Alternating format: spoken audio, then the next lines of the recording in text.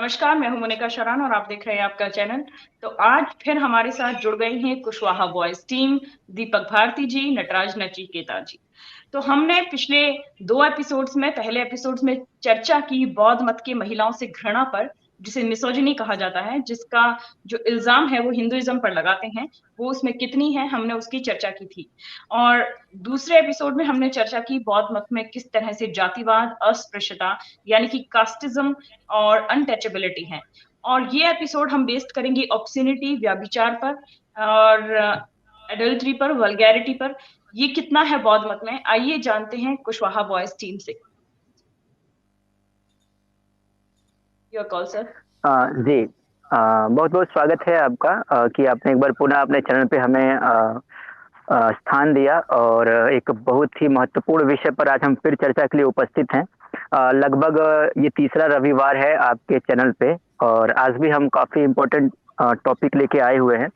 तो सबसे पहले तो मैं दर्शकों को भी आपके चैनल के माध्यम से प्रणाम करना चाहूँगा। सबको जय श्री राम। और एक निवेदन है कि स्ट्रीम को आप लोग शेयर कर दीजिए, जहाँ भी आप जो भी सोशल प्लेटफॉर्म यूज़ करते हैं शेयर कर दीजिए, क्योंकि जो सब्जेक्ट है वो सब्जेक्ट बहुत ही महत्वपूर्ण है।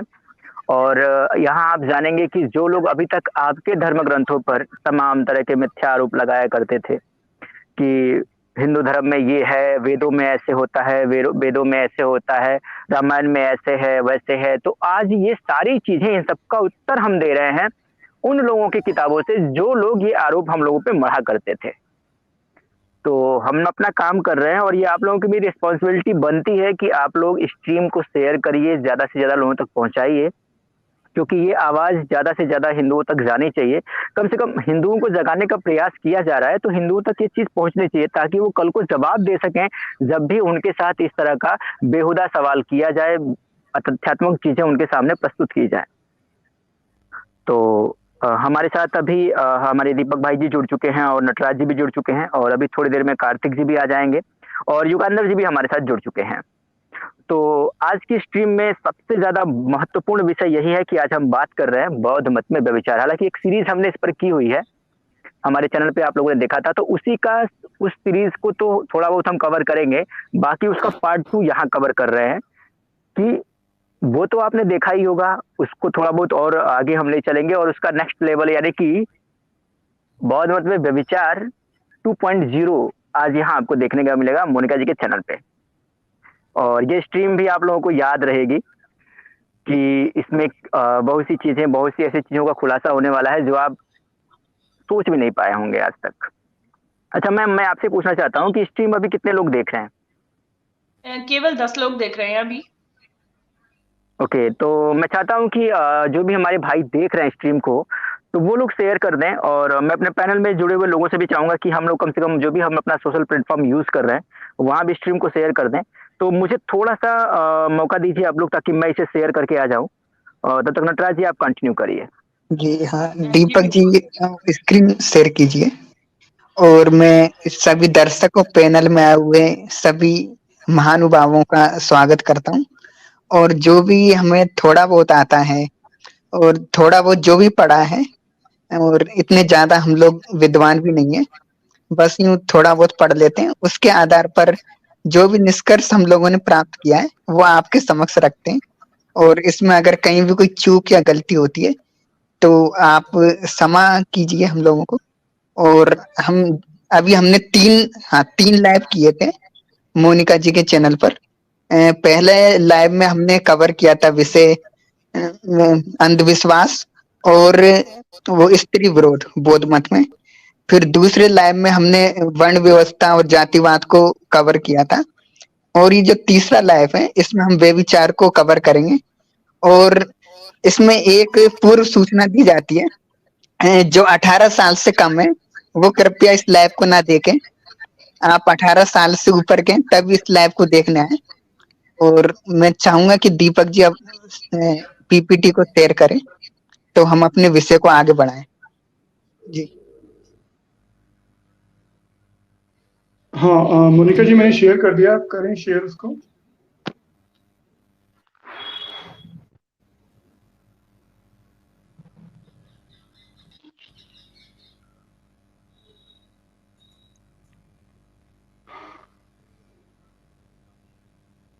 हाँ नटराज जी, यही वाली है ना पीपीटी? हाँ यही है, ये पहला है, इसको आगे बढ़ाइए। ये है त्रिपिटक में व्यभिचार। तो इसमें कौन कौन से विषय आएंगे? पशु मैथुन, गुफा संभोग, और भी जो है वो 1 मिनट वो डिस्क्रिमिनेशन दिखा दीजिए, शुरू वाला, ऊपर वाला, इससे ऊपर वाला, इससे ऊपर वाला। हाँ ये लिखिए, ये आप इस चीज को डिस्क्लेमर पढ़ लीजिए इसको। और एक बार फिर कह रहा हूँ, जो 18 साल से ऊपर के हैं वही लाइव में रहें, लाइव सुने। अब आगे आइए जी। तो ये लाइव करने का कारण क्या है कि अभी तक हिंदू धर्म पर कई लोग अश्लीलता का आरोप मढ़ते थे। उन्हीं लोगों के लिए ये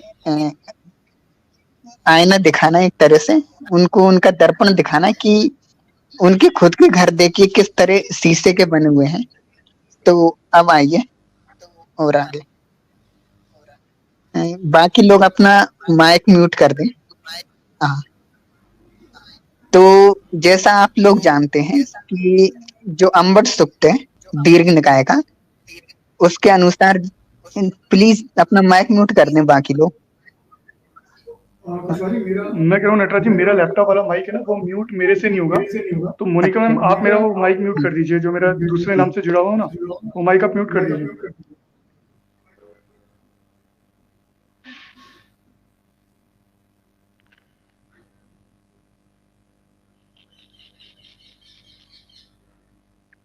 हेलो, इस तरह से होगा माइक म्यूट। माइक पे टच करेंगे बंद हो जाएगा। वहाँ पे जो माइक का आइकन है ना, उस पर हाँ, क्लिक कर तो दीजिए। मैं अपना ही कर पा रही हूँ ना इसमें। नहीं, नहीं, आप सबका कर सकती हैं। सबका कर सकते हो, दीपक जी का कर दीजिए। मेरे मेरा पास जो तो सिर्फ लैपटॉप वाला है ना, मेरा जो जिसपे वो निशान आ रहा है, एक वो जो ये साथिया का बना हुआ निशान है, एक डिजाइन सी आई बनी हुई है। Am not doing with laptop, ये फोन है मेरे पास। हाँ, फोन से भी कर अच्छा, सकते हो आप। तो फोन से भी कर सकती हैं आप। जैसे माइक का निशान आ रहा है तो मैं उसे हाँ, म्यूट करती हूँ तो हाँ, खुद ही टैप म्यूट हो कर। जाती है। नहीं, आप बाकी लोगों को उनके कैसे? उनके वाले आइकन पे, वो जो आइकन यूज कर रहे हैं ना, उस आइकन पे जाके उनके वाले आइकन पे टच करिए तो बंद हो जाएगा। उनके वाले ऑप्शन हर आएंगे। आदमी के आइकन, हाँ, ऑप्शन आएगा ना, सबके पास ऑप्शन आ रहा होगा आपको। या फिर आप खुद बंद करिए ना, आप तो बंद कर सकते हैं दीपक जी। मैं बंद कर सकता हूँ, लेकिन मेरे बंद करने से क्या होता है, डिस्कनेक्ट हो जाता है कई बार। मैं ट्राई करता हूँ, लैपटॉप से है वो। मैं ट्राई करता हूँ मेरा माइक म्यूट करने का।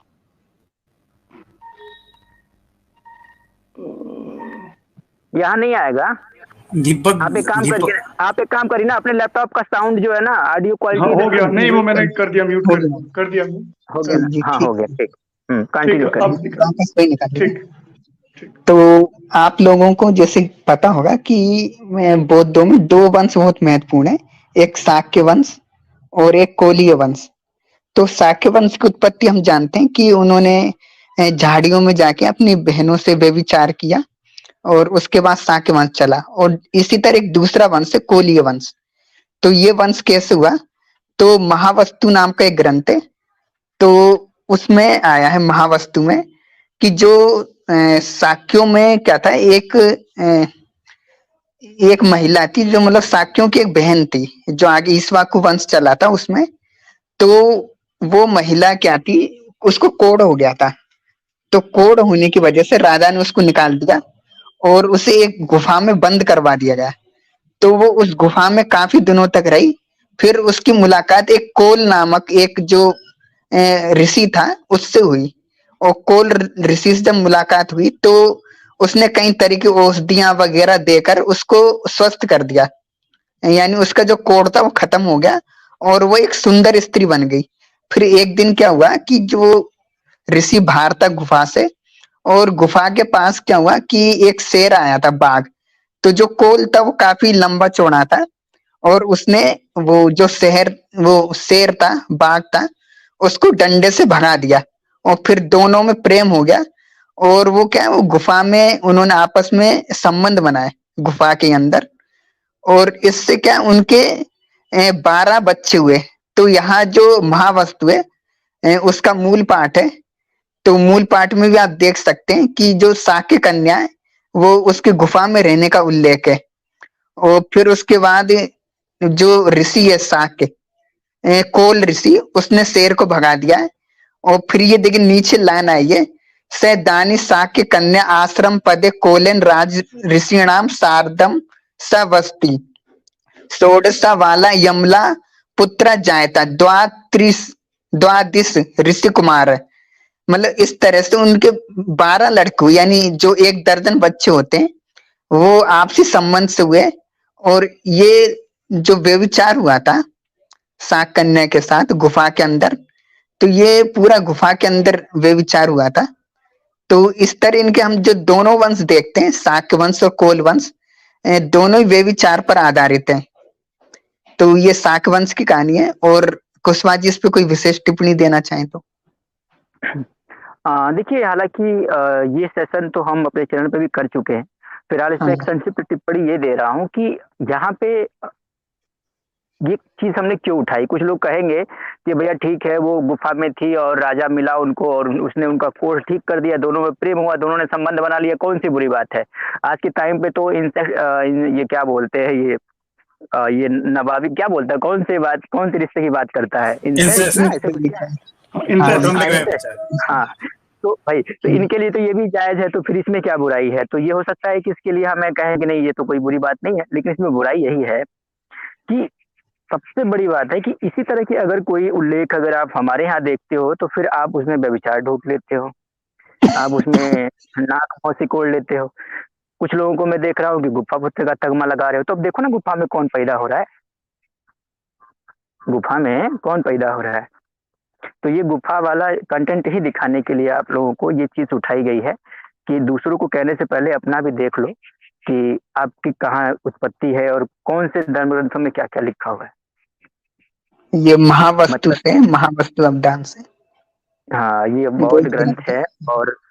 और उसी में ये लिखा हुआ है कोलीय वंश के बारे में और शाक्य वंश के बारे में। और शाक्य वंश के बारे में तो हमने पहले ही कर रखा है, लेकिन अगर आप यही चीजें इन्हीं दोनों वंशों के बारे में अगर आप हमारे हिंदू धर्म शास्त्रों में पढ़ेंगे तो कहीं भी ऐसी लज्जाजनक उत्पत्ति या ऐसी लज्जाजनक बातें नहीं लिखी हुई हैं जितनी लज्जाजनक उत्पत्ति शाक्य वंश की या फिर कोलीय वंश की बौद्ध ग्रंथों में देखने को मिलती है। तो जो लोग आज अपने आप को बुद्धिस्ट बताते हैं और बड़े गर्व से सीना चौड़ा करके उड़ते हैं, तो उनको ये भी सोचना चाहिए कि ये सीना चौड़ा करना कितना खतरनाक है। जब उनकी उत्पत्ति उनको दिखाई जाएगी बौद्ध ग्रंथों से तो नजर झुक जाएगी। तो इसका भी ख्याल रखें। बस अब आगे कंटिन्यू करिए इसके बाद का आगे निकालिए।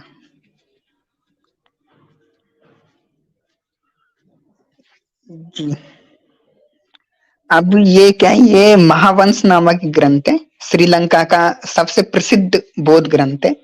और इसका 6वां परिच्छेद है। इसमें क्या है, एक बंग देश की एक राजकुमारी है और उसके बारे में एक भविष्यवाणी होती है जब वो जन्म लेती है कि इसका पति मतलब एक शेर होगा, मतलब मृगराज, जो शेर बोला जाता है वो। और फिर एक दिन क्या हुआ कि वो चुपचाप मगध वो चुपचाप बंग देश से निकल गई और वो एक जंगल की तरफ गई। तो वहां देखा कि एक शेर है वो आ रहा है। तो उसी समय उसको क्या है, वो अपने वो भविष्यवाणी की याद आ गई थी कि भाई वो शेर उसका पति होगा। तो जब वो जैसे उसे भविष्यवाणी याद हुई तो वो शेर की तरफ हाथ वगैरह फेरने लगी और फिर दोनों ने मिलकर आपस में जो सहवास होता है वो किया। और उसके बाद उनका जो बच्चा हुआ वो ऐसा हुआ कि आधा शेर और आधा मनुष्य।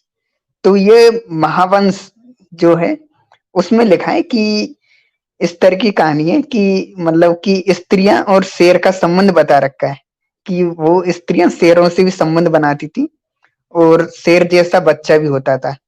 तो ये अवैज्ञानिक भी है और एक तरह से पशु मैथुन को बढ़ावा भी देती है ये कहानी। और जो लड़का, उसमें जो लड़का हुआ था उसका नाम सिंह बाहु रखा गया था, जो एक राजा बना, सिंह बाहु। तो ये देख सकते हैं, इनमें पशु मैथुन भी है। और आगे निकालिए। जी, और यहाँ पे एक चीज और क्लियर कर दिया जाए कि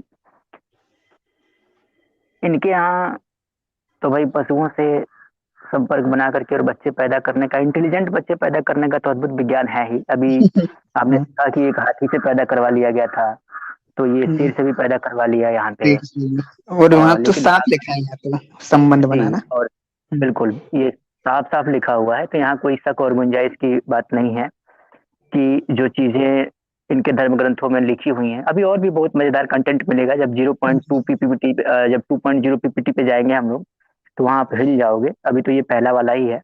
यहाँ देखो ये अभी रिचर्ड विज्ञान का और आप लोगों को बताया जा रहा है, थोड़ा इस पर भी ये मिलिंद पना से है। बेस्टिलिया को बढ़ावा दिया जा रहा है, बेस्टिलिया को महिमा मंडित किया जा रहा है। पशुओं से संभोग जो है वो रेप की कैटेगरी में आता है, क्योंकि पशु आपको कंसेंट नहीं दे सकते। कंसेंट जहां पर अनुमति ना हो जिससे संबंध बनाया जा रहा है, उसे सीधा सीधा बलात्कार कहेंगे, रेप कहेंगे। तो यहाँ पर पशुओं से संभोग को महिमा मंडित किया गया है, तो बेस्टिलिया को महिमा मंडित किया जा रहा है। यहाँ तो शेर ने अनुमति दे दी है कि आओ मैं कर लेता हूँ। शेर अनुमति दे रहा है। नटराज जी सकता है ये बिल्कुल ही फर्जी बात है। तो इस तरह से जो है बेस्टिलिया को प्रमोट करता है ये कल्ट, आप देख सकते हैं। नटराज जी मैं ये कह रहा था कि अगर मेरा फोन ज्यादा हीट हो गया तो मैं फोन वाले से आउट हो जाऊंगा, तो मैं बोल नहीं पाऊंगा, लेकिन आप जो जो बोलेंगे मुझे सुनाई देगा। मैंने हेडफोन लगा रखे हैं, तो आप बोलते जाइएगा, मैं दिखाते जाऊंगा। ठीक है ठीक। अब ये मिलिंद पना से है, एक फेमस ग्रंथ है और बाद में त्रिपिटक का भाग भी बनाइए। जो यूनानी आक्रांता था वो बाद में बौद्ध बन गया था नागसेन के सानिध्य में, और उनके प्रश्न उत्तर हुए। तो उसी में इसके अनुवादक हैं जगदीश काश्यप और सम्यक प्रकाशन से प्रकाशित है ये। और इसका पेज नंबर 156 पे एक उदाई भिक्षु का वर्णन आया है। तो क्या था, वो एक भिक्षुणी के आश्रम में गए थे, तो वहां पे उन्होंने भिक्षुणी को देखा और उन्होंने काम जाग गया, मतलब वो क्या वो फिसल गए थोड़ा, और जो उनकी धोती थी उसी में उनका शुक्र मोचन हो गया। फिर क्या हुआ कि जो भिक्षुणी है उससे उन्होंने कहा, उदाई भिक्षु ने, कि थोड़ा पानी ला दो, मैं अपना वस्त्र धोऊंगा। तो भिक्षुणी ने बहन बोल के बोला था, मतलब जिसको यहाँ बहन बोला जा रहा है उसी को देखकर इनका शुक्र मोचन हो गया था। और इन्होंने कहा कि फिर वो भिक्षुणी ने मना कर दिया कि नहीं नहीं मैं ही धो लूंगी। फिर वो कपड़ा देके और चले गए। और जैसे ही वो गए तो वो भिक्षुणी क्या है, वो ऋतुनी थी, ऋतुनी आप जानते होंगे। तो उसने क्या करा, जो भिक्षु का जो शुक्र है उसको मुंह में डाल के निगल लिया, और कुछ भाग अपने जो अपने गुहेंद्र होती है वहां पर लगा लिया, और उसके बाद उसने एक बच्चे को जन्म दिया। तो यहाँ देख सकते हैं इनके जो भिक्षु थे वो किसी भी भिक्षुणी को देखते थे तुरंत वो फिसल जाते थे, यहाँ तक कि उनका जो शीघ्र पतन होता है वो भी हो जाता था। और बाद में उसी से कपड़े धुलवाते थे।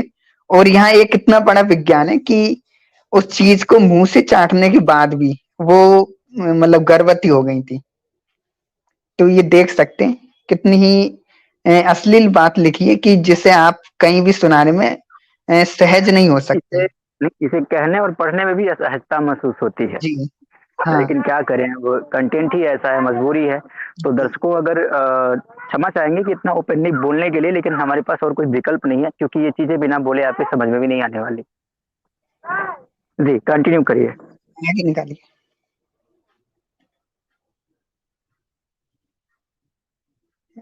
जी दीपक जी नेक्स्ट करिए। जी ये आप बोलिए कुशवाहा जी। तो हाँ ये क्या है, ये विनय पीटक से है। और इसमें आप देखिए कि जो भिक्षुणियां थी उनमें कितना संयम था, या वो कितनी अपने आप को कंट्रोल में रख पाती थी।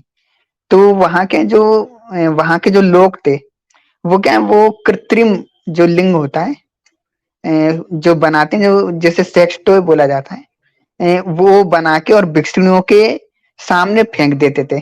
और जो भिक्षुणियां थी वो चुपचाप इसे देखती थी और मतलब काफी देर तक देखती रहती थी। तो इस बात पर बुद्ध ने उनको डांटा भी। तो यहाँ आप देख सकते हैं कि जो भिक्षुणियां थी वो कितने काम राग से भरी हुई थी। तो यानी इनके यहाँ जो नाटक होता था विपश्यना वगैरह इस चीज का, कि इससे ये सब चीजें छूट जाती हैं। वही मैं इनमें 1 मिनट आप क्षमा चाहती हूँ। ये हंटर द गेमर, अगर आप सुनना चाहते हैं तो सुनिए, आप इस तरह से स्पैम मत कीजिए। मैं आपको पहले भी 5 मिनट का ब्लॉक देख चुकी हूँ। अगर स्पैम करेंगे तो इसका मतलब आप कुछ सुन नहीं रहे हैं, समझ नहीं रहे हैं क्या, बुद्धम शरणम गच्छामि। तो यहाँ कौन किसकी शरण लेने आए हो फिर? तो यहाँ पे क्या बार बार एक ही कमेंट किए जा रहे हैं? मैं फिर से इसे ब्लॉक का दे रही हूँ 5 मिनट का। हाँ, आप कंटिन्यू कीजिए। तो बताया जा रहा है कि ये देखिए, मैंने पहले भी बहुत बार कहा है कि जितना भी ये है, जितने भी ये मैन मेड कल्ट्स होते हैं जो पुरुषों द्वारा बनाए गए हैं, एक पुरुष और पुस्तकों पर आधारित हैं, और एक प्रमुख पुस्तक है, एक सब्सिडरी पुस्तक होती है कुछ, ये जो जितने भी कल्ट्स हैं, इनकी एक चीज ये है, ऑब्सेशन विद सेक्स। तो सेक्स को लेकर ये पागलपन रहता है। तो आज के ज़माने में जब ये कहते हैं कि बौद्ध मत इतना प्राचीन है, आज के ज़माने में भी हिंदुस्तान में अभी तक सेक्स टॉयज़ जो हैं नहीं बिकते हैं इतने ज़्यादा। अभी कुछ विदेशी कंपनियां ऑनलाइन इन सेक्स टॉयज़ को लेकर आई हैं। अभी तक इतना पागलपन सेक्स को लेकर नहीं है कि टॉयज़ से काम चलाना पड़े। तो ये जो चीज़ें हैं, ये देख लीजिए यहाँ पर, जिनको सेक्स अश्लील लगता है, ऑब्सीन लगता है, जो हिंदू मत में बार बार ये कहते हैं पुराणों में अश्लीलता है, ये है वो है, वो देख लीजिए उस जमाने में कितने पुरानी बात हो रही है, और यहाँ पे सेक्स टॉयज का जिक्र हो रहा है। आप कंटिन्यू कीजिए। जी नहीं, ये जो आज के समय में ये जो चीजें आप देख रही हैं, इसका मूल स्रोत यही लोग हैं। इसका ये चूंकि ये वैज्ञानिक लोग है ना, तो ये डिल्डो की जो खोज हुई थी, ये सेक्स टॉयज की जो खोज हुई थी, वो इन्हीं लोगों ने खोजा था। और इन्हीं लोगों के अथक प्रयास से ये टेक्नोलॉजी आज दुनिया भर में व्याप्त है। और तमाम तरह के जो लोग हैं, जो किसी न किसी तरह के गुप्त रूप से पीड़ित हैं, इसमें वो मुझे लोग नाम इसका लेके इस्तेमाल कुछ करते ऐड हैं। करना पड़ेगा। हाँ, ये जो डिल्डो का आविष्कार है इन्हीं के ग्रंथों में है, पुराने ग्रंथों में है, और जो है सेक्स टॉयज का आविष्कार इन्हीं में है, बुद्धिज्म में है। और यहाँ पर एक जो है पाकिस्तानी पूर्व मुसलमान, जो पहले पारसी खुद को बताती थी, फिर ईसाई बताने लगी, अब एक्स मुस्लिम बताने लगी, उनका नाम महलीब सरकारी है। उनके साथ बैठकर एक अमित तिवारी नाम का बंदा है, और वो इस तरह की जो बकवासें करते हैं, उन्होंने कहा था मंदिरों के डिजाइन देख के कि ये किसी महिला ने इजाद किया होगा। मतलब महिला ने सेक्स को एज्यूम करके जो है लिंग की शेप में मंदिर बनाए होंगे, ऊपर का डिजाइन देख के उन्होंने ऐसा कहा। तो इसके जवाब में हमारे एक पॉलिटिकल जो आते हैं, जो बी पॉलिटिकल नाम का एक चैनल है, उन्होंने बौद्ध स्तूपों का डिजाइन साथ में दिखाया था कि देख लीजिए बौद्ध स्तूपों का क्या डिजाइन है। और ये इल्जाम किस पर लगा रहे हैं? ये इल्जाम लगा रहे हैं हिंदुइज्म पर। नहीं, तो वो डिजाइन तो ज्यादा ज्यादा शेप में है। वो डिजाइन, स्तूपों का डिजाइन तो ज्यादा शेप में है, और अगर स्तंभ रख लेंगे तो वो तो और ज्यादा मस्त शेप में है। तो मैडम को वो दोनों देख के विचार देना चाहिए था। हाँ, नहीं नहीं, हमेशा हिंदुइज्म पर आक्षेप लगाना, हिंदुइज्म के पीछे पड़े रहना। और बी पॉलिटिकल जी ने बिल्कुल एक मीम बनाया था जो कि 1 मिनट से कम का है, और उसी में आप देख सकते हैं कि जैसे ही उस महिला ने ये बोला कि किसी महिला की इजाद होगी मंदिर, क्योंकि इनकी शेप इस तरह से है, तो उसी को कंपेयर तुरंत उन्होंने किया है जो है इनके स्तूपों के डिजाइन से। तो आप देख लीजिए कि ये क्या है क्या नहीं है, दूसरों पर कुछ भी बोल देना और अपने ऊपर बात पड़ी तो इन्हें मिर्ची लगती है, इन्हें परेशानी होती है। अभी रिसेंटली हमने जो आपस में हम व्हाट्सएप में चर्चा कर रहे थे, उसमें पता चला कि अमित तिवारी तो दानवीर करण बन रहा है।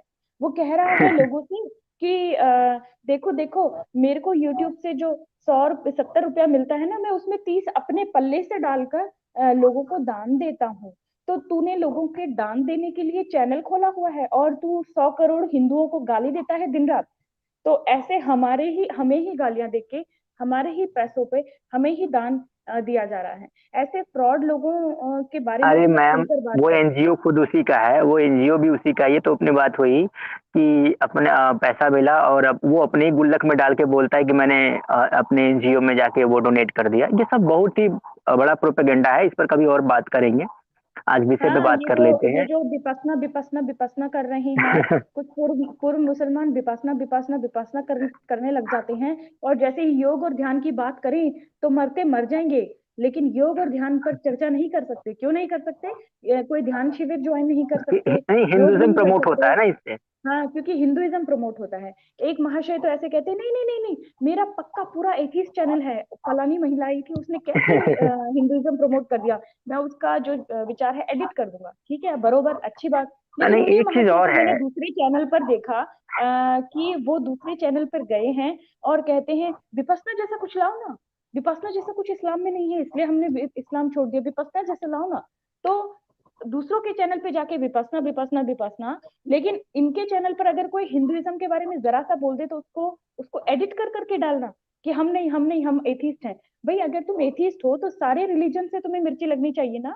जो ये देसी एथीस्ट का फॉर्मूला है, वैसे तो एथिज्म का मतलब ये होता है कि जो विदेशों में सैम हैरिस जी हैं, उनका तो मतलब ये है कि वो जानने की कोशिश कर रहे हैं, ही सीकिंग कि क्या इसमें सच्चाई है या उसमें सच्चाई है। लेकिन ये अजीब तरह के एथिस्ट हैं जिन्हें केवल हिंदुइज्म से, इस्लाम से, इन चीजों से तो मिर्ची लग जाती है, लेकिन विपस्सना विपस्सना विपस्सना। तो नो योग, नहीं, नो उनको ध्यान, विपश्यना की नो बहुत ज्यादा उपासना। आवश्यकता है। हाँ, नहीं, मैं नो बताता हूँ, योग, उनको नो विपश्यना ध्यान, की नो आवश्यकता है। उपासना, बस विपस्सना। हाँ मैम जी, सुनिए ना, हाँ उनको जी, विपश्यना की आवश्यकता है। उनको विपश्यना की आवश्यकता इसलिए भी है कि जैसा कि अभी ऊपर बताया गया है कि किसी भी स्त्री को देख करके पहले उसको ही बहन बोलना और फिर उसी को देख करके शुक्र मोचन जैसी गंभीर समस्या से पीड़ित होने वाले लोगों के लिए उस तरह की चीजें बहुत ही निहायत ही आवश्यक है ताकि उनका मन विचलित होने से बच सके। तो वो अगर इस तरह की भाई डिमांड करते हैं, इस तरह की मन चर्चा विचलित करते हैं तो का, सही है, कोई दिक्कत नहीं हाँ है। भाई मन विचलित का तो मैं दर्शकों को क्या बताऊं। एक का मन तो इतना विचलित रहता है कि डेथ बेड पर पड़ा हो ना, तब भी कहता है मैं तुम्हारे लिए बिल्कुल फिट हूँ। और हम जैसे है कि चलो बेचारा है, बेचारा नजरअंदाज कर देते हैं। वो I am fit for you, वो भेजा था ना मैंने आपको, तो वो जी देखिए। जी जी। और हमारे हिंदुओं का पैसा से ही, हिंदुओं का ही बेटियों को, जिससे भी उसका बात होता है सबके लिए टिकट भेजता रहता है। अब जब मैंने दो तीन से बात की तो सबको यही बोलता है कि I will by your ticket. किसका पैसा से तुम टिकट बाय करोगा? और कौन है अरे वो जो टिकट तुम्हें लेके टिकट खुद ही आ खरीदने जाए ही उड़ ना, जाएगा? नहीं एक बार वो एक बार वो टिकट लेके खुद ही आ जाए ना, क्या दिक्कत है? कुछ कुछ नहीं एक्स्ट्रा नहीं सेवा आ हो सकता जाएगी। ना। हिंदुस्तान की धरती पर ऐसे कीड़े मकोड़े पैर नहीं रख पाते हैं ना। नहीं कुछ अलाउड एक्स्ट्रा नहीं है सेवा ना। हो जाएगी, कुछ एक्स्ट्रा सेवा हो जाएगी भैया, वही टिकट तुम खुद ही लेके यहाँ आ जाओ, कुछ एक्स्ट्रा माल पानी दे देंगे, और क्या दिक्कत है? चलिए कंटिन्यू करते हैं। तो जी। हाँ इनका दीपक जी, इनका ऊपर वाला निकालिए, इससे हाँ, ऊपर वाला। दीपक जी, इससे ऊपर वाला। हाँ, बस। अब ये क्या, ये भी विनय पीटक से। तो क्या था उस समय, एक नियम बना था बुद्ध ने। पहले भिक्षुणियां बाहर जाती थी सोच करने। तो बुद्ध ने मना, तो वो क्या है, कुछ गलत व्यक्ति उन्हें छेड़ते थे। तो बुद्ध ने मना कर दिया कि बाहर ना जाएं। तो फिर वो छाया में जाने लग गई। तो फिर भी दिक्कत आने लगी। फिर क्या, वो पखाने में जाने लग गई थी सोच करने। पखाना होता है लेटरिन, तो वहां जाने लग गई थी। और टॉयलेट शौचालय, मतलब। तो हाँ टॉयलेट। तो वहां क्या हुआ कि वहां पे जो कुछ भिक्षुणियां थी, जो गलत काम करती थी, वो वहां जाके बच्चे गिरा देती थी। यहाँ लिखा है कि भिक्षुणियां पखाने में जाती थी और षड्वर्गीय भिक्षुणियां वहीं गर्भ गिराती थी। यानी 16 वर्षीय जो भी भिक्षुणियां थी नई, वो वहां जाके गर्भ गिरा देती थी। तो बुद्ध ने एक नियम बनाया कि भिक्षुणियों को पखाने में शौच नहीं जाना चाहिए। जो करता है उसे दुक्कड़ दोष है। अनुमति देता हूँ खुले में और ऊपर से छाए में शौच जाने की। तो बुद्ध ने उनको नियम बनाया था कि वो खुले में जाए, क्योंकि जो जाती थी वो गर्भ गिरा देती थी। तो आप देख सकते हैं कि भिक्षु संघ, बौद्ध संघ, उसमें किस तरह का चल रहा था कि भिक्षुणियां प्रेग्नेंट हो जाती थी, फिर टॉयलेट में जाके गर्भ गिरा देती थी, कि मजबूरी में आके बुद्ध को भी टॉयलेट में शौच जाना मना करना पड़ा। आप देखें कि मोदी जी एक तरफ चलाते हैं कि भाई जहाँ शौच है वहां शौचालय, और बुद्ध ने चलाया कि शौचालय न जाया जाए। तो ये देखिए इस तरह का कांड ये होता गजब का विज्ञान है, ये बड़ा गजब का विज्ञान बताया है। आपने। नहीं, इसमें असली विज्ञान मैं बताता हूँ। असल में क्या हुआ था, एक बार फेसबुक पे डिबेट चल रही थी और डिबेट भी इसी विषय पर थी कि कुछ लोग ये दावा कर रहे थे कि जो मॉडर्न जो लैट्रिन या टॉयलेट की जो तकनीक है, उसका इजाद जो हुआ था वो बौद्ध मत के लोगों ने किया था, यानी कि बौद्ध धर्म में हुआ था। और यही रेफरेंस चेप दिया गया था, यही रेफरेंस सेम चेप दिया गया था। बस किसी वजह से गलती से नजर हम लोगों की पड़ गई, तो फिर हम लोगों ने जब क्रॉस क्वेश्चन ये कर दिया कि भैया ये सब तो ठीक है, चलो तुमने पखाना ईजाद कर लिया, तुमने लैट्रिन ईजाद कर लिया, बहुत अच्छी तकनीक तुम लोगों ने खोजी, कम से कम इतने वर्षों में ये बहुत बड़ी तकनीक थी कि कम से कम हगने के लिए कोई अच्छी जगह मिल गई। लेकिन सवाल ये पैदा होता है कि फिर ये मना क्यों किया गया भैया?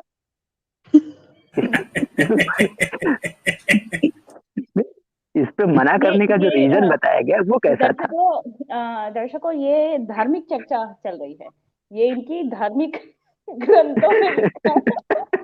तो धार्मिक चर्चा में मतलब यही है कि यही चल रहा है, मतलब पॉटी सुसु सेक्स। ये और एक चीज मैं क्लियर कर दूं, हाँ। दर्शकों को मैं क्लियर कर दूं कि ये जो रेफरेंस जो दिखाया जा रहा है आप लोगों को, ये त्रिपिटक से दिखाया जा रहा है। इनका जो मूल ग्रंथ है ना त्रिपिटक, कोई ये ना कह दे कि भैया अपने मन से कोई किताब उठा के लाके दिखा रहे, नहीं, ये त्रिपिटक है। और त्रिपिटक से दिखाया जाए, त्रिपिटक 3 पीठकों से मिलकर बना हुआ है, विनय पिटक, सुत्त पिटक और अभिधम्म पिटक। इन 3 पिटकों को मिलाकर के बौद्धों का मूल ग्रंथ बनता है त्रिपिटक। तीसरा क्या है अभी? विनय पिटक, सुत्त पिटक और अभिधम्म पिटक। अभिधम्म पिटक। तो दर्शकों हाँ, ये याद रख लीजिए आप, और समय प्रकाशन से मिलते हैं ये। नहीं नहीं, ये सम्यक प्रकाशन भी छापता है, बाकी और भी बहुत सारे प्रकाशन है।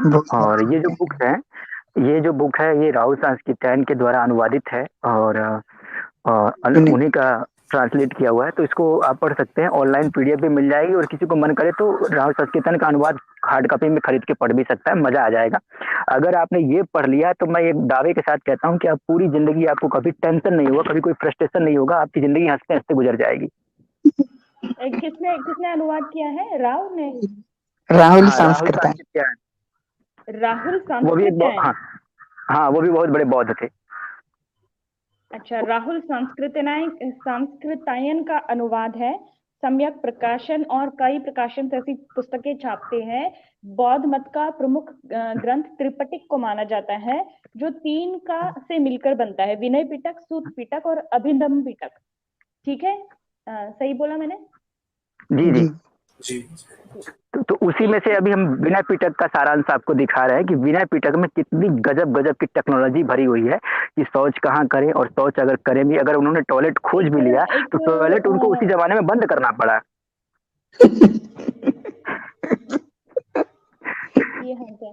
ये मैं क्षमा चाहती हूँ, ये जो वो है स्टूडियो में केवल 6 लोग ही जुड़ सकते हैं, तो अभी जुड़ने की कोशिश कर रहे हैं शायद कार्तिक भाई। लेकिन मैं काम करिए मोनिका जी, मैडम मैं हट जाता हूँ, आप उनको जोड़ लीजिए। कौन बोल रहे हैं? युगांधर जी हैं। तो युगांधर जी आप बने रहिएगा पैनल में, पैनल से मत जाइएगा, आवश्यकता पड़ सकती है। जी जी जी, बिल्कुल बिल्कुल। ठीक है, तो कार्तिक हाँ, कंटिन्यू करिए। जी हाँ, अब आप बोलिए कुशवाहा जी, आप वाला टॉपिक है। तो थोड़ा सा और आप आगे कर दीजिए। हाँ, ये देखिए, ये है ये उसी विनय पिटक का ये सारांश है एक और यहाँ पे है कि बौद्ध भिक्षुओं और भिक्षुणियों की अश्लील हरकतों में एक और चीज आती है कि इसमें बताया गया है कि नंगे रहने का निषेध। हग्गू साइंटिस्ट। ऐसा नहीं, ऐसा नहीं, ऐसा मत क्या बोलूं मैं, हम ऐसा मत बोले आप लोग, हम धार्मिक चर्चा कर रहे हैं यहाँ पे, तो इस तरह की तो यहाँ पे देखिए नंगे रहने का निषेध है। और यहाँ पे ये चीज बड़ा आवश्यक है आप लोगों को समझना, क्योंकि कुछ दिन पहले साइंस जर्नी एक स्ट्रीम कर रहे थे और उसमें वो बता रहे थे कि बौद्ध धर्म और जैन धर्म जो है वो इक्वल है, और उनकी जो मान्यताएं हैं और उनकी जो एक तरह से कहा जाए कि शिक्षाएं हैं वो बहुत ही इक्वल हैं, और दोनों ही समानांतर रिलीजन हैं, और दोनों एक दूसरे को काफी ज्यादा समर्थन करते हैं।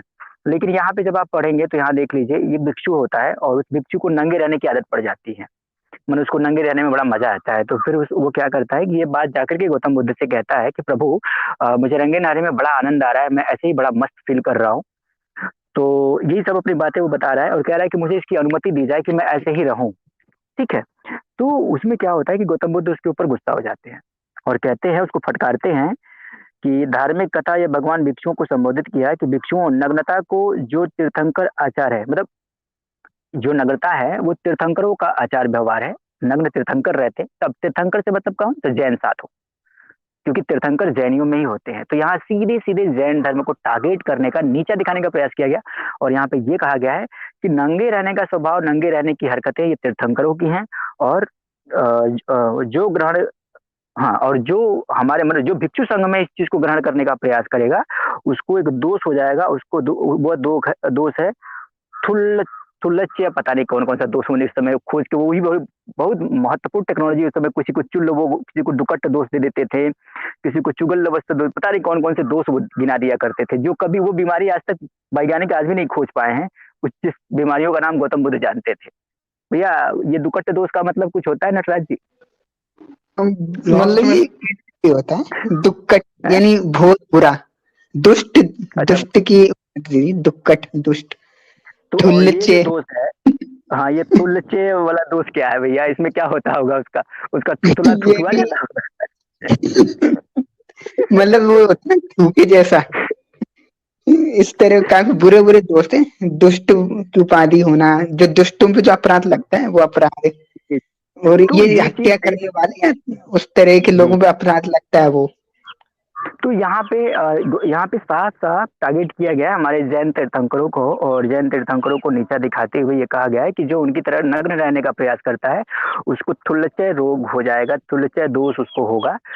और तो भैया यहाँ पे साफ साफ तीर्थंकरों को अवॉइड करने की बात की गई है, नग्न रहने की व्यवस्था को अवॉइड करने की बात की गई है। हालांकि हम भी भैया नंगे रहने की बात नहीं कर रहे हैं। उस समय की जो क्योंकि उस समय ये दोनों ही मत अपने आप को वैज्ञानिक कहा करते थे, एक नंगे रहने पे जोर देता था और एक कपड़े पहनने पे जोर देता था, लेकिन दोनों ही जबरदस्त वैज्ञानिक थे, एक दूसरे के ही लेने पे लगे रहते थे भैया। चलिए आगे बढ़िए।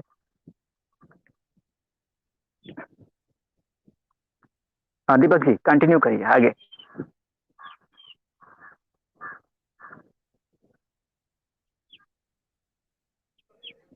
हेलो दीपक जी। हाँ दीपक जी आगे करिए, समय भी थोड़ा सा कम है, 36 मिनट हो गया और हम लोग को 4:30 तक ये कंप्लीट करना है। अरे ये जो दुक्कट दोष है ना, उसका हिंदी में अनुवाद होता है दुष्कृत। ये द्वारकादास शास्त्री ने ये अनुवाद किया है, दुष्कृत यानी बुरा कर्म।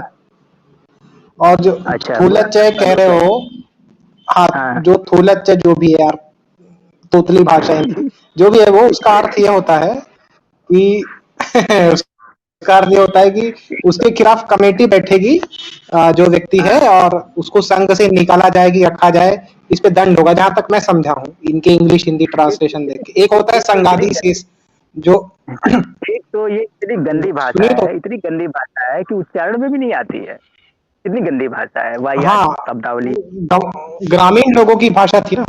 और उसमें क्या है कि जो एक है संगाधि शेष करके, संगाधि शेष, वो अभी आएगा पीपीटी में। वो उस दोष में क्या होता था, सीधे बौद्ध संघ से निकाल देते थे, भगा देते थे। जी, तो अभी क्या हुआ दीपक जी, निकल गए हैं क्या किसी वजह से? हाँ, ये जो बौद्ध संघ है, ये जो है इस चीज का तो वर्णन काफी बार आया है कि बौद्ध संघ को राजा लोग ही दान देते थे। तो ये कुछ वैसा ही है कि हिंदुओं का दान लेके हिंदुओं को ही गालियां देना। तो ये इस तरह की चीजें कब से चली आ रही हैं दर्शकों, ये देखिए कि जो है मदरसों में डोनेशन जो है वो जाता है हमारी सरकारों की तरफ से। हमारे देश की आबादी जो है 80% हिंदुओं की है। मंदिरों से पैसा लिया जाता है, जो है तमिलनाडु में मंदिरों का सोना पिघलाया जा रहा है, मंदिरों से पैसा लिया जाता है, मंदिर सरकार के कब्जे में है, हमेशा से रहे हैं। जब यहाँ पर ईसाई गवर्नमेंट थी, जिसे कि हम अंग्रेज कहते हैं, तब भी मंदिर कब्जे में थे। फिर जो है हिंदुस्तानी आए काले अंग्रेज, तब भी मंदिर कब्जे में है। धन लेना और सारे कल्ट्स को देना, ये जो है नाटक यहाँ पर चल रहा है। और यहाँ देखिए ये जो बौद्ध संघ होते थे, ये कुछ कमाते धमाते तो थे नहीं। इसमें क्या कमाई है कि आप एक साथ रह रहे हो, भिक्षुणियां रह रही हैं, भिक्षु रह रहे हो, उनका खाना पीना, उनका खर्चा कहाँ से आता था? राजा लोग उन्हें दान देते थे, और फिर वो बदले में क्या देते थे? यही कि हिंदू धर्म पर प्रहार करना। हाँ कंटिन्यू कीजिए, ये मैं ऐड करती हूँ। युगंधर जी कह रहे हैं कि यदि दीपक जी नहीं हो तो स्क्रीन शेयर अच्छा आ गए क्या? हाँ आ गए। दीपक भारती जी की हाँ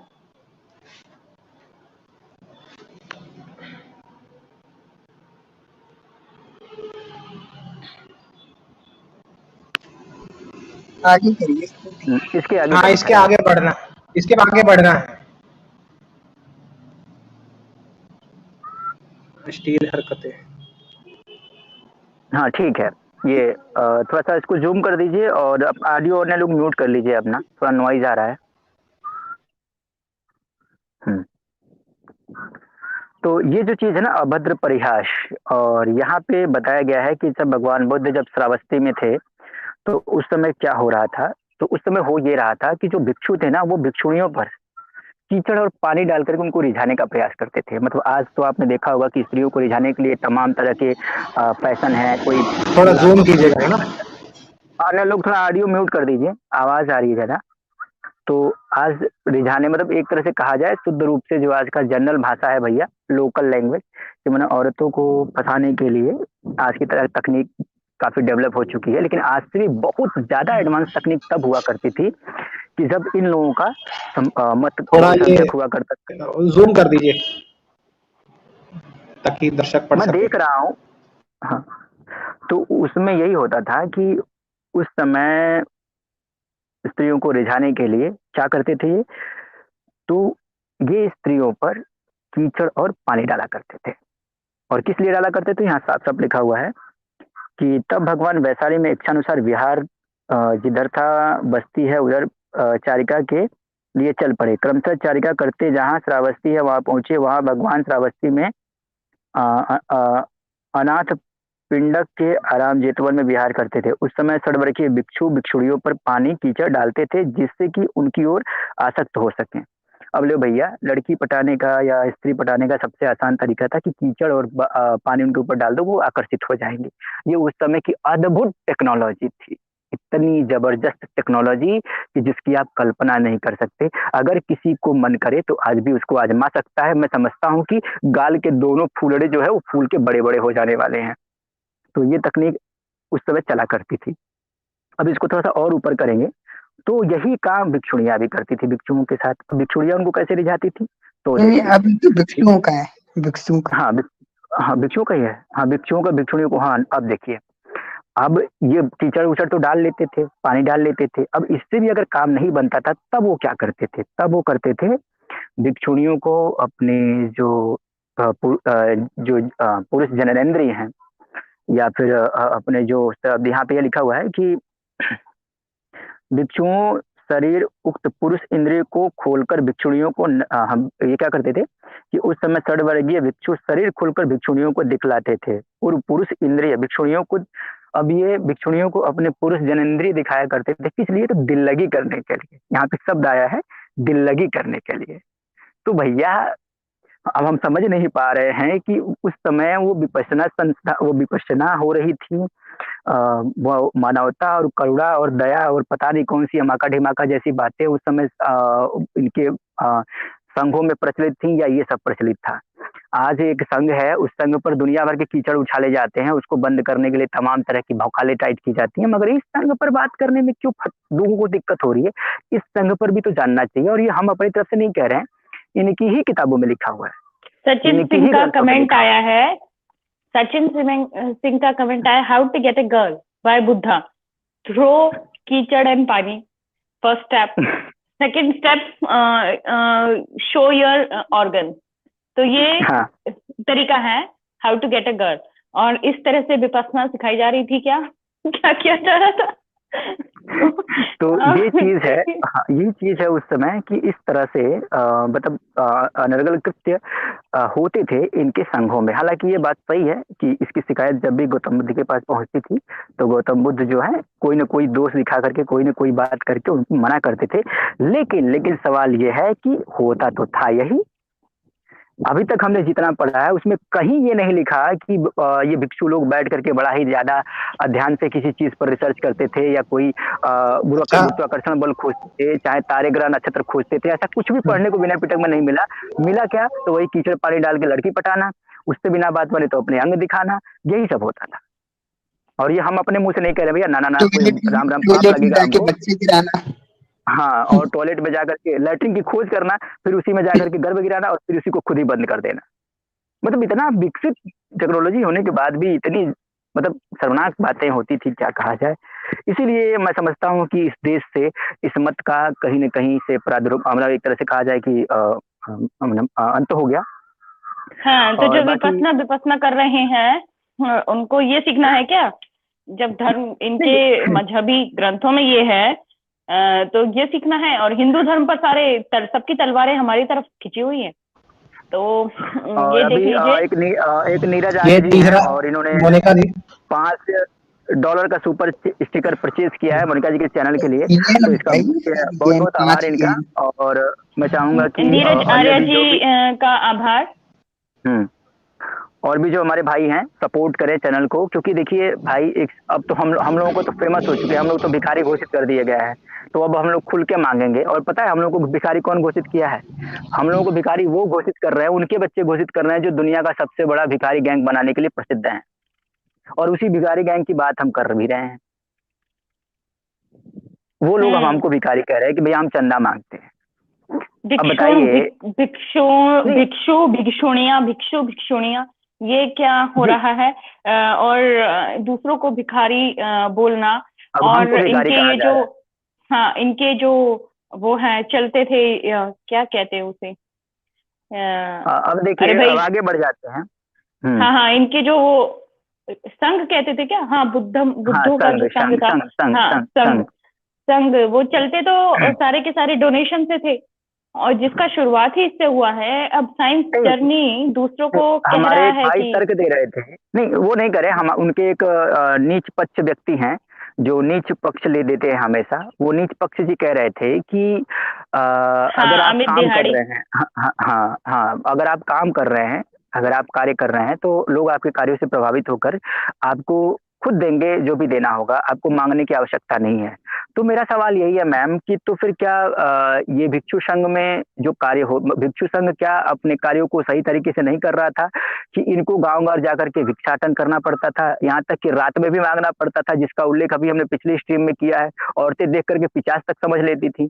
तो भैया ये दिन रात मांगने का काम उस समय होता था, तो मेरे मांगने में क्या बुराई है? आपके बाप दादाओं ने मांगा है, अब हम मांग रहे हैं, तो काहे जल्दी पड़ी? हाँ, देखिए जो है हमारे यहाँ पे जो भिक्षाटन का वर्णन आता है वो जो है इसलिए होता है कि जब स्टूडेंट है वो जाता था उसमें गुरुकुल में पढ़ने के लिए, तो राजा का बच्चा भी और गरीब का बच्चा भी, हर किसी का बच्चा जो है जो शहर में भिक्षाटन करता था, ताकि उनमें आपस में कोई भेद ना रहे। तो उसी गुरुकुल में भिक्षा के द्वारा अर्जित करें राजा का बच्चा भी और नॉर्मल बच्चा भी। और इसीलिए भगवान श्री कृष्ण सुदामा जी के साथ पढ़ाई किए थे।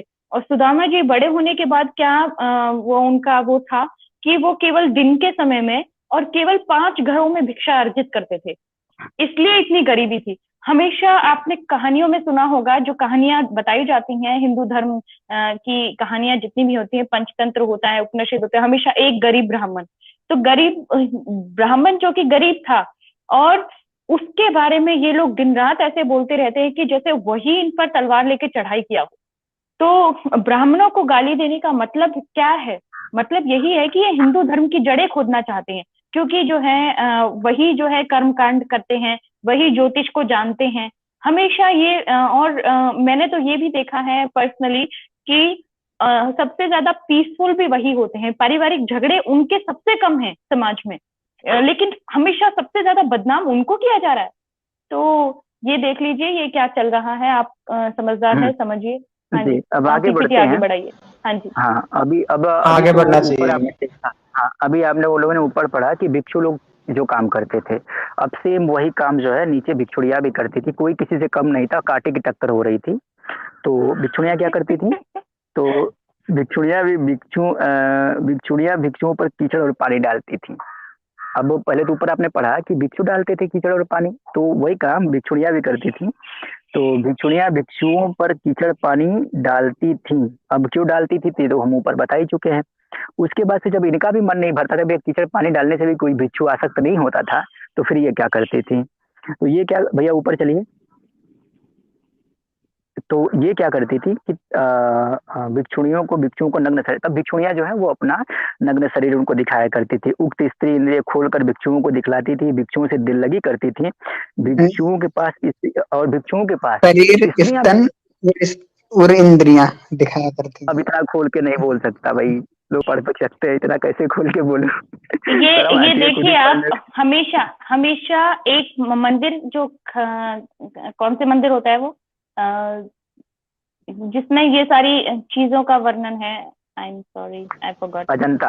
अजंता या खजुराहो का मंदिर, खजुराहो का मंदिर है ना, जिसमें काम शास्त्र का वर्णन है। एलोरा खजुराहो, हाँ, तो उसको इतना टारगेट करते हैं, वो जो है वो गालीबाज मक्कारी बैठकर हमेशा उस मंदिर को टारगेट करती रहती है। और यहाँ पर देखिए जिनके साथ मिलकर टारगेट करती है साइंस जर्नी जैसे फ्रॉड पे, उनकी पुस्तकों में क्या लिखा हुआ है। अब ये क्या है, मतलब अश्लीलता का भी लेवल इनका इतना हाई है। खजुराहो का मंदिर तो बाद में बना है मैम, ये तो उससे बहुत पहले की बातें हैं ना, ये तो आदिकाल की बातें हैं, क्योंकि ये तो धरती जब बनी तब यही लोग आए थे, यही लोग शासन कर रहे थे, इन लोगों ने ब्रह्मांड की रचना की है, तो ये आदिकालीन बातें। क्योंकि इनका दावा है कि ये हिंदू धर्म से पुराने हैं, तो यानी जो वो काम शास्त्र को दिखाते हुए जो मंदिर और मूर्ति बनी है उससे तो पुराने हुए ना ये। हिंदुओं ने इन्हीं से सीखा है भैया, हिंदुओं ने इन्हीं से सीखा है, वो इन्हीं से सीखा होगा जो वो महिला। हाँ देखिए आगे बढ़िए। तो ये जो आप लोगों ने देखा दर्शकों, ऊपर वही काम भिक्षु कर रहा था, नीचे वही काम भिक्षुड़ियां कर रही थी, मतलब कोई किसी से कम नहीं था, कांटे की टक्कर चलती थी इनके अंदर। अब आगे बढ़ लेते हैं, थोड़ा सा मिनिमाइज कर लीजिएगा। अच्छा, पुरुष वो सब नहीं दिखाया, क्या चीज? नटराज जी, पुरुष व्यजन फेंकना नहीं है इसमें? दिखा दिया। पुरुष के अंग का, हाँ दिखा दिया है। मुंह खुलवाओगे क्या? नहीं दिखा दिया मेरे भाई, दिखा दिया है आप। दीपक जी थोड़ा सा आगे करिए, थोड़ा सा हम जल्दी करेंगे, 52 मिनट हो गया यार। अभी 2.0 वाला तो पीपीटी बाकी है, उसमें तो धाकड़ चीजें हैं। दीपक जी बढ़ाइए ना, उसमें तो हास्यास्पद चीजें हैं। आप बढ़ाते जाइए, जो हमको बोलना होगा हम बोल देंगे, आप बस बढ़ाते जाइए। ये कवर करने की, इसको बस ऐसे छोड़ दीजिए, ये कवर करने की ज्यादा आवश्यकता नहीं है। इसको आप गूगलिया लीजिएगा, आप लोग जापान में पिंक पेनिस फेस्टिवल देख लीजिएगा, चेक कर लीजिएगा, और भूटान में ये भूटान की, इसकी एक कहानी सुना देता हूँ। भूटान में क्या, बौद्ध मत में एक कुनले नाम का व्यक्ति है, उसने एक बौद्ध मत से एक अलग शाखा खोली थी बौद्ध मत की। तो वो क्या था, जब वो जीवित था तो वो भिक्षा लेने जाता था, और हर एक वहां जो स्त्री रहती थी उससे संबंध बनाता था, और उनके बच्चा हो जाता था। तो जब वो बाद में वो मर गया तो वो उसके नाम से एक मतलब मंदिर बना दिया गया, और उसकी याद में घर घर के बाहर इस तरह से फोटो बनाए जाते थे। और जो उसका जो मंदिर है कुल्ले का, उसके पास कोई भी लड़की कुंवारी, उसके बच्चा नहीं हो रहा है, तो वो क्या करते थे, एक कृत्रिम जो होता है टॉय लिंग, वो मतलब उसके पेट से छुआ देते थे, या जो दूसरा अंग होता है उससे छुआ देते थे, और वो प्रेग्नेंट हो जाती थी। तो इस तरह विश्वास चला वहां, और उसे एक तरह से जो बच्चा पैदा करने वाला बाबा है वो बना लिया गया। तो ये उसी को, और आप लिंक भी देख सकते हैं कि उस लिंक पे जाके आप और जानकारी इकट्ठी कर सकते हैं इसी पीपीटी में। आगे बढ़िए। एक मिनट, इसको जरा रहने देना भाई। मैंने सुना है कि ये शिवलिंग पर बहुत ज्यादा बकवास करते हैं। भैया शिवलिंग तो छोड़ दो, ये कौन सा लिंग है, मैं जानना चाहूंगा भैया। ये कुल्ले का है। और सुनो, कुल्ले कितना महान आदमी था भैया, जब था ना तो सबके घर पे जाके मुंह काला कराता था। अब मुंह काला कराई की जगह पे उसको थप्पड़ और जूते की जगह पे उसको क्या मिला, तो उसको मिला, उसका मंदिर बना दिया गया। ये गजब का टेक्नोलॉजी है यार। अगर मान लीजिए हमारे कॉन्स्टिट्यूशन में अगर कोई इस तरह करेगा। एक बात मैं बताऊं, ब्लॉग पे भी लिखा था नटराज जी ने कि कुल्ले कहता था कि दुनिया का सबसे बड़ा सुख नाभि नीचे वाले अंगों में।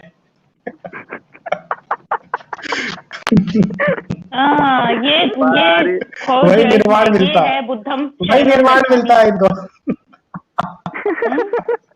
ये है बुद्धम शरणम गच्छामि। तो ये शिवलिंग का तो ये बुद्ध नहीं है, ये कुंडले साहब है। बुद्ध की तो बात बीत गई, ये कुंडले सर है और ये भूटान में हुआ करते थे। और भूटान में ये क्या करते थे, तो भिक्षा मांगने की आड़ में जाकर के और अन्य स्त्रियों से यानी कि पर स्त्रियों से संबंध बना लेते थे, उनकी डिलीवरी करा देते थे। उसके बाद से जब ये लुढ़क गए तो उनकी याद में वहाँ के इनके नाजायज, अब इन्हीं के सारे पुत्र हुए थे, इनके जो नाजायज जो पुत्र थे उन नाजायज पुत्रों ने इनके नाम पर एक मंदिर बना दिया। अब उस मंदिर की मान्यता ये हो गई। ये कुंडले की बात हो रही है, लेकिन मैं समझ रही हूँ ये कुंडले की बात हो रही है, लेकिन मैं कह रही हूँ बुद्धम शरणम गच्छामि की जो बात करते हैं कि यहाँ पर जाने के बाद बहुत सारा ज्ञान, विज्ञान, अध्यात्म, स्पिरिचुअलिटी ये मिलने वाली है, ऐसा जो दावा किया जाता है, जो विपस्सना किया जाता है, ये का खिलौना छूके गर्व हो रहा है। हाँ, तो ये जो है ये टेक्नोलॉजी कहाँ मिलेगी आपको? केवल नासा ने भी नहीं खोजी ऐसी। केवल ये नहीं कि एक मंदिर बना दिया गया है। हिंदू घृणा इतनी कूट कूट कर भरी हुई है कि शिवलिंग जो कि एक प्रतीक होता है ब्रह्मांड का, प्रतीक पूजा है, उस शिवलिंग को ये क्या कहते हैं, ये इस तरह के तो इनके फेस्टिवल्स हैं। तो शिवलिंग पर जो लोग हमला करते हैं वो ये देख लीजिए। अरे यार ऑडियो म्यूट करो भाई। ये क्या नटराज थोड़ा बता दीजिए। हाँ ये भी बताएंगे, ऑडियो म्यूट कीजिए थोड़ा। तो ये भूटान में बता देता हूँ। भूटान में क्या एक फेस्टिवल मनाया जाता है, उससे बोला जाता है चाम फेस्टिवल। उसमें क्या करते हैं कि भिक्षु या जो भी बौद्ध लोग होते हैं, ये साइड वाला करिए, हाँ, वो उसमें जो एक व्यक्ति पुरुष का रोल करता है और साइड वाला एक व्यक्ति स्त्री का रोल करती है। तो जो स्त्री वाला रहता है वो मतलब स्त्री जैसी आकृति बना लेती है और पुरुष वाला पुरुष जैसी आकृति लगा के और फिर कृत्रिम संबंध करते हैं। वो चाम फेस्टिवल है, ये बुद्धिस्ट फेस्टिवल है भूटान का। और हाँ, एक टिप्पणी मैं यहाँ देना चाहूंगा, माफी चाहूंगा, क्योंकि ये कल्चर, ये संस्कृति जो कि है अभी अपने देश में विकसित नहीं हो पाई है, तो उसको अपने देश में विकसित करने के अथक प्रयास किए जा रहे हैं। और इसी अथक प्रयास में हमारे देश के जो मूल निवासी लोग हैं उनको ये पढ़ाया जाता है, ये सिखाया जाता है कि देखो भारत हिंदू देवी देवताओं को पूजता है, इसलिए इतना ज्यादा भिखमंगा, गरीब और बेकार देश है। कोई हंसेगा नहीं और ऑडियो म्यूट करे रहिएगा, बहुत इंपॉर्टेंट बात बोल रहा हूँ। तो क्योंकि ये तकनीक भारत में नहीं है, इसीलिए भारत बहुत पिछड़ा हुआ है। यहाँ के लोग काफी गरीब हैं और यहाँ पर कोई ज्यादा साइंटिस्ट नहीं है और यहाँ भुखमरी है, गरीबी है, फलनवा है, ढिमकवा है। क्योंकि और जिन देशों में ये तकनीक पाई जाती है, जैसे कि चीन है, जापान है, भूटान है, श्रीलंका है, फलाना ढिमाका और भी बहुत सारे बौद्ध देश हैं, कुल 46-47 माने जाते हैं। तो वहाँ पे अभी बैंकॉक आपने देखा होगा, ये थाईलैंड का नाम तो आपने सुना ही होगा, अपने यहाँ के जो रईस हैं वहाँ जाते ही हैं, तो वहाँ भी ये विज्ञान लेने जाते हैं और विज्ञान देने जाते हैं। तो बड़ा ही मजेदार किस्सा है इनका। जो तो कहते क्या है कि जहाँ भी बुद्ध की मान्यता है, जहाँ भी बुद्ध माने जाते हैं, वहाँ की संस्कृति, वहाँ की सभ्यता, वहाँ की टेक्नोलॉजी बहुत ही ज्यादा विकसित है, बहुत ही ज्यादा डेवलप है। और भारत के लोग हिंदू देवी देवता पूजते हैं, इसीलिए बेवकूफ हैं, गधे हैं और पता नहीं क्या क्या है।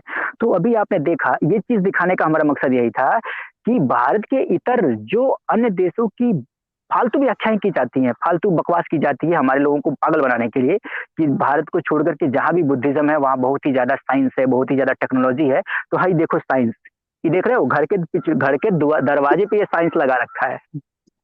ऐसा साइंस अगर हमारे यहाँ बन जाए तो घर के लोग चप्पल से मार के मुंह लाल कर देंगे, गांव वाले पीट पीट के मार डालेंगे।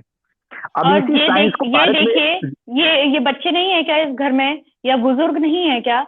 तो संभोग को एक पर्दे की चीज है और उसको कितना ज्यादा, मतलब इन्होंने कितना ज्यादा अश्लील तरीके से बिल्कुल सबके मुंह पर मार दिया है। बच्चा हो या बुजुर्ग हो या बहन हो, भाई हो, सबके मुंह पर बस ये पिक्चर लगा दी गई है और ये दिखा दिया गया है। और हमेशा जो है शिवलिंग शिवलिंग शिवलिंग, वो गालीबाज मक्कारी देख रही हो, इसकी चर्चा करो ना। हमेशा पीछे पड़ी रहती हो, शिवलिंग शिवलिंग शिवलिंग।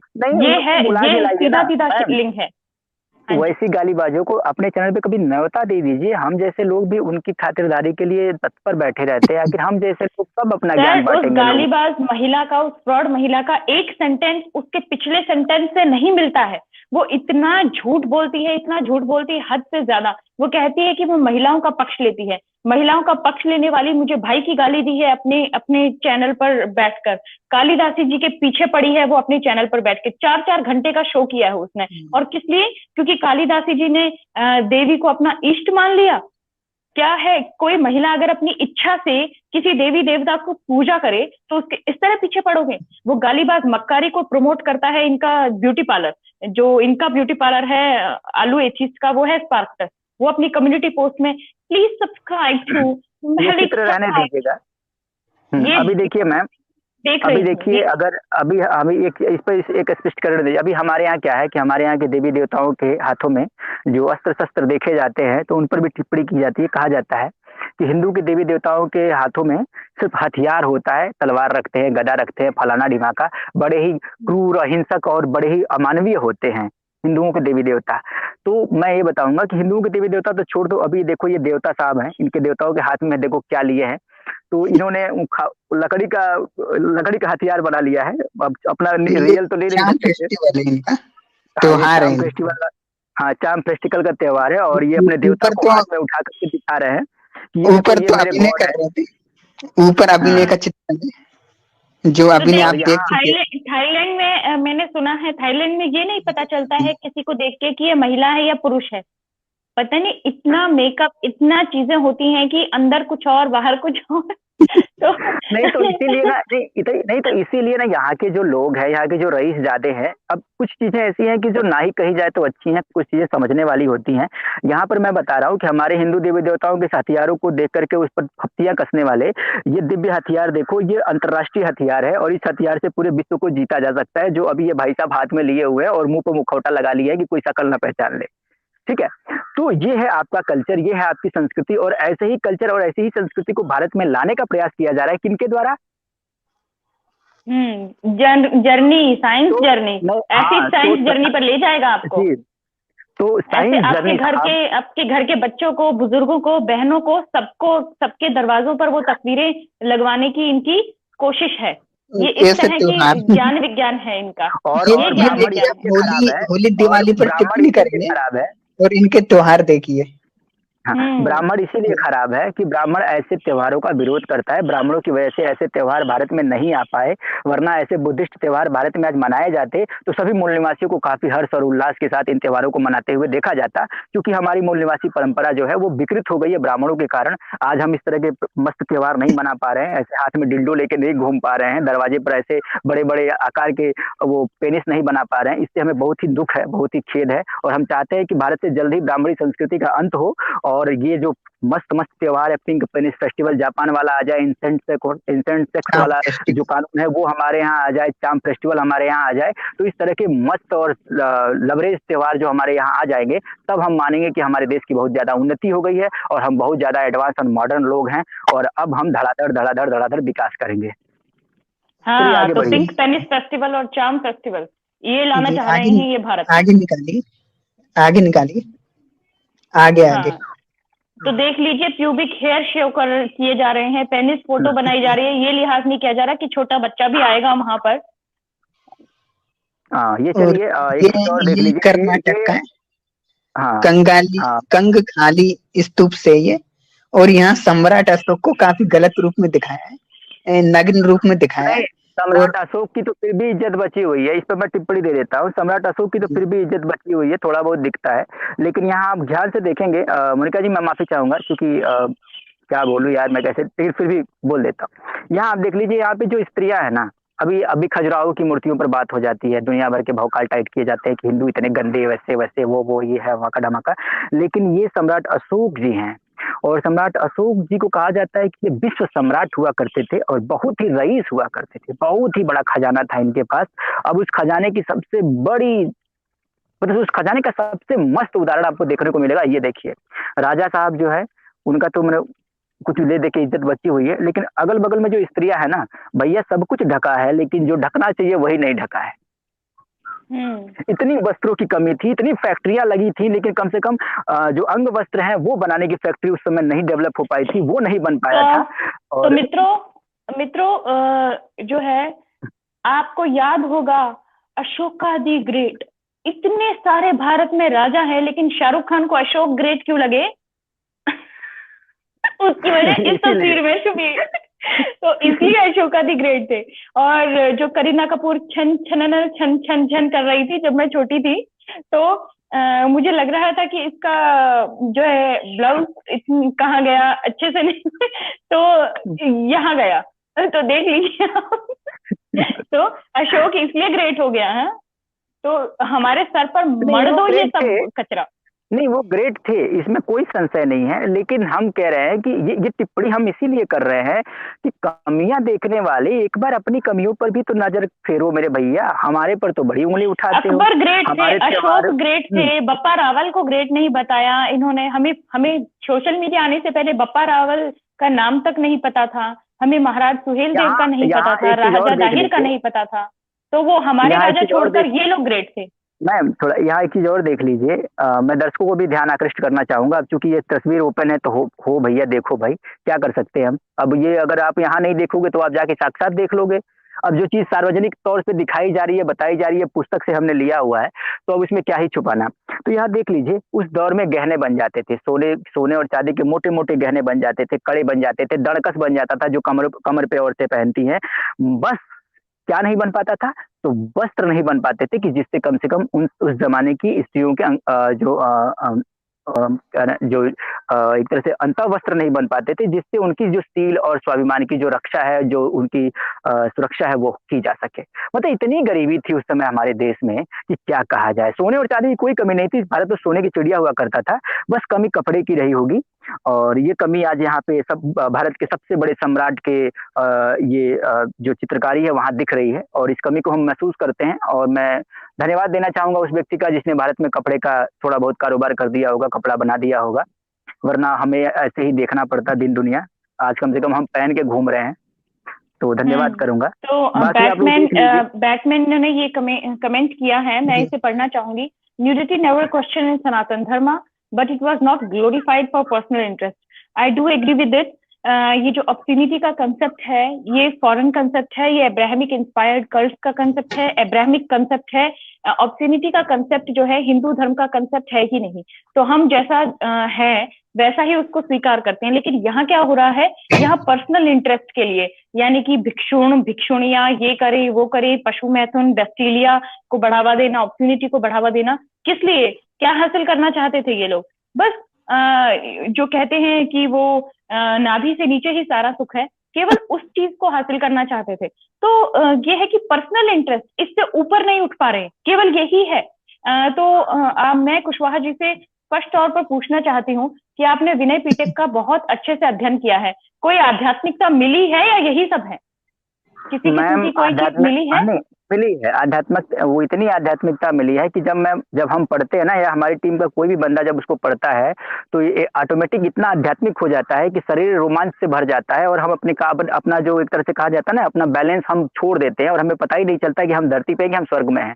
हम परम अवस्था को प्राप्त हो जाते हैं, कभी कभी तो हंसते हुए, और कभी कभी ये सोचते हुए कि हाय रे विज्ञान, उस समय ये क्या तकनीक थी, आज कहाँ विलुप्त हो गई।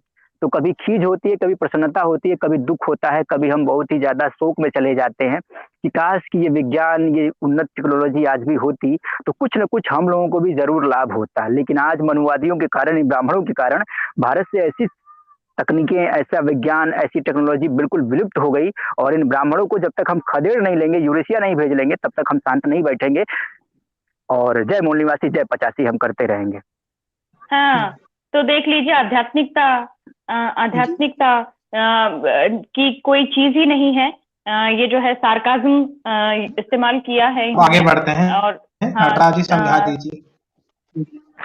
तो इसको छोड़ दीजिए, आप बहुत ज्यादा महत्वपूर्ण टॉपिक नहीं है। महायान बुद्धिज्म में जो मूर्तियां बनती है वज्रयान में, जैसे चक्र संवर और वज्रपाणी, अवलोकितेश्वर और हेरुक, तो ये मूर्तियां इस तरह बनाई जाती है कि वो किसी महिला या उनकी साथी के साथ आपत्तिजनक अवस्था में, तो ये मूर्तियां आपको खजुराहो कई पे जगह बोलते मिल हैं रही ना, जो खजुराहो पे बोलते हैं उनको इस पर कभी बोलते नहीं देखा गया है। ये खजुराहो से जानदार मूर्तियां बनाने के लिए ये प्रसिद्ध हैं। ये अभी देख लीजिए भैया, 2-4 मूर्तियां और दिखा दो यार। हाँ आगे आइए।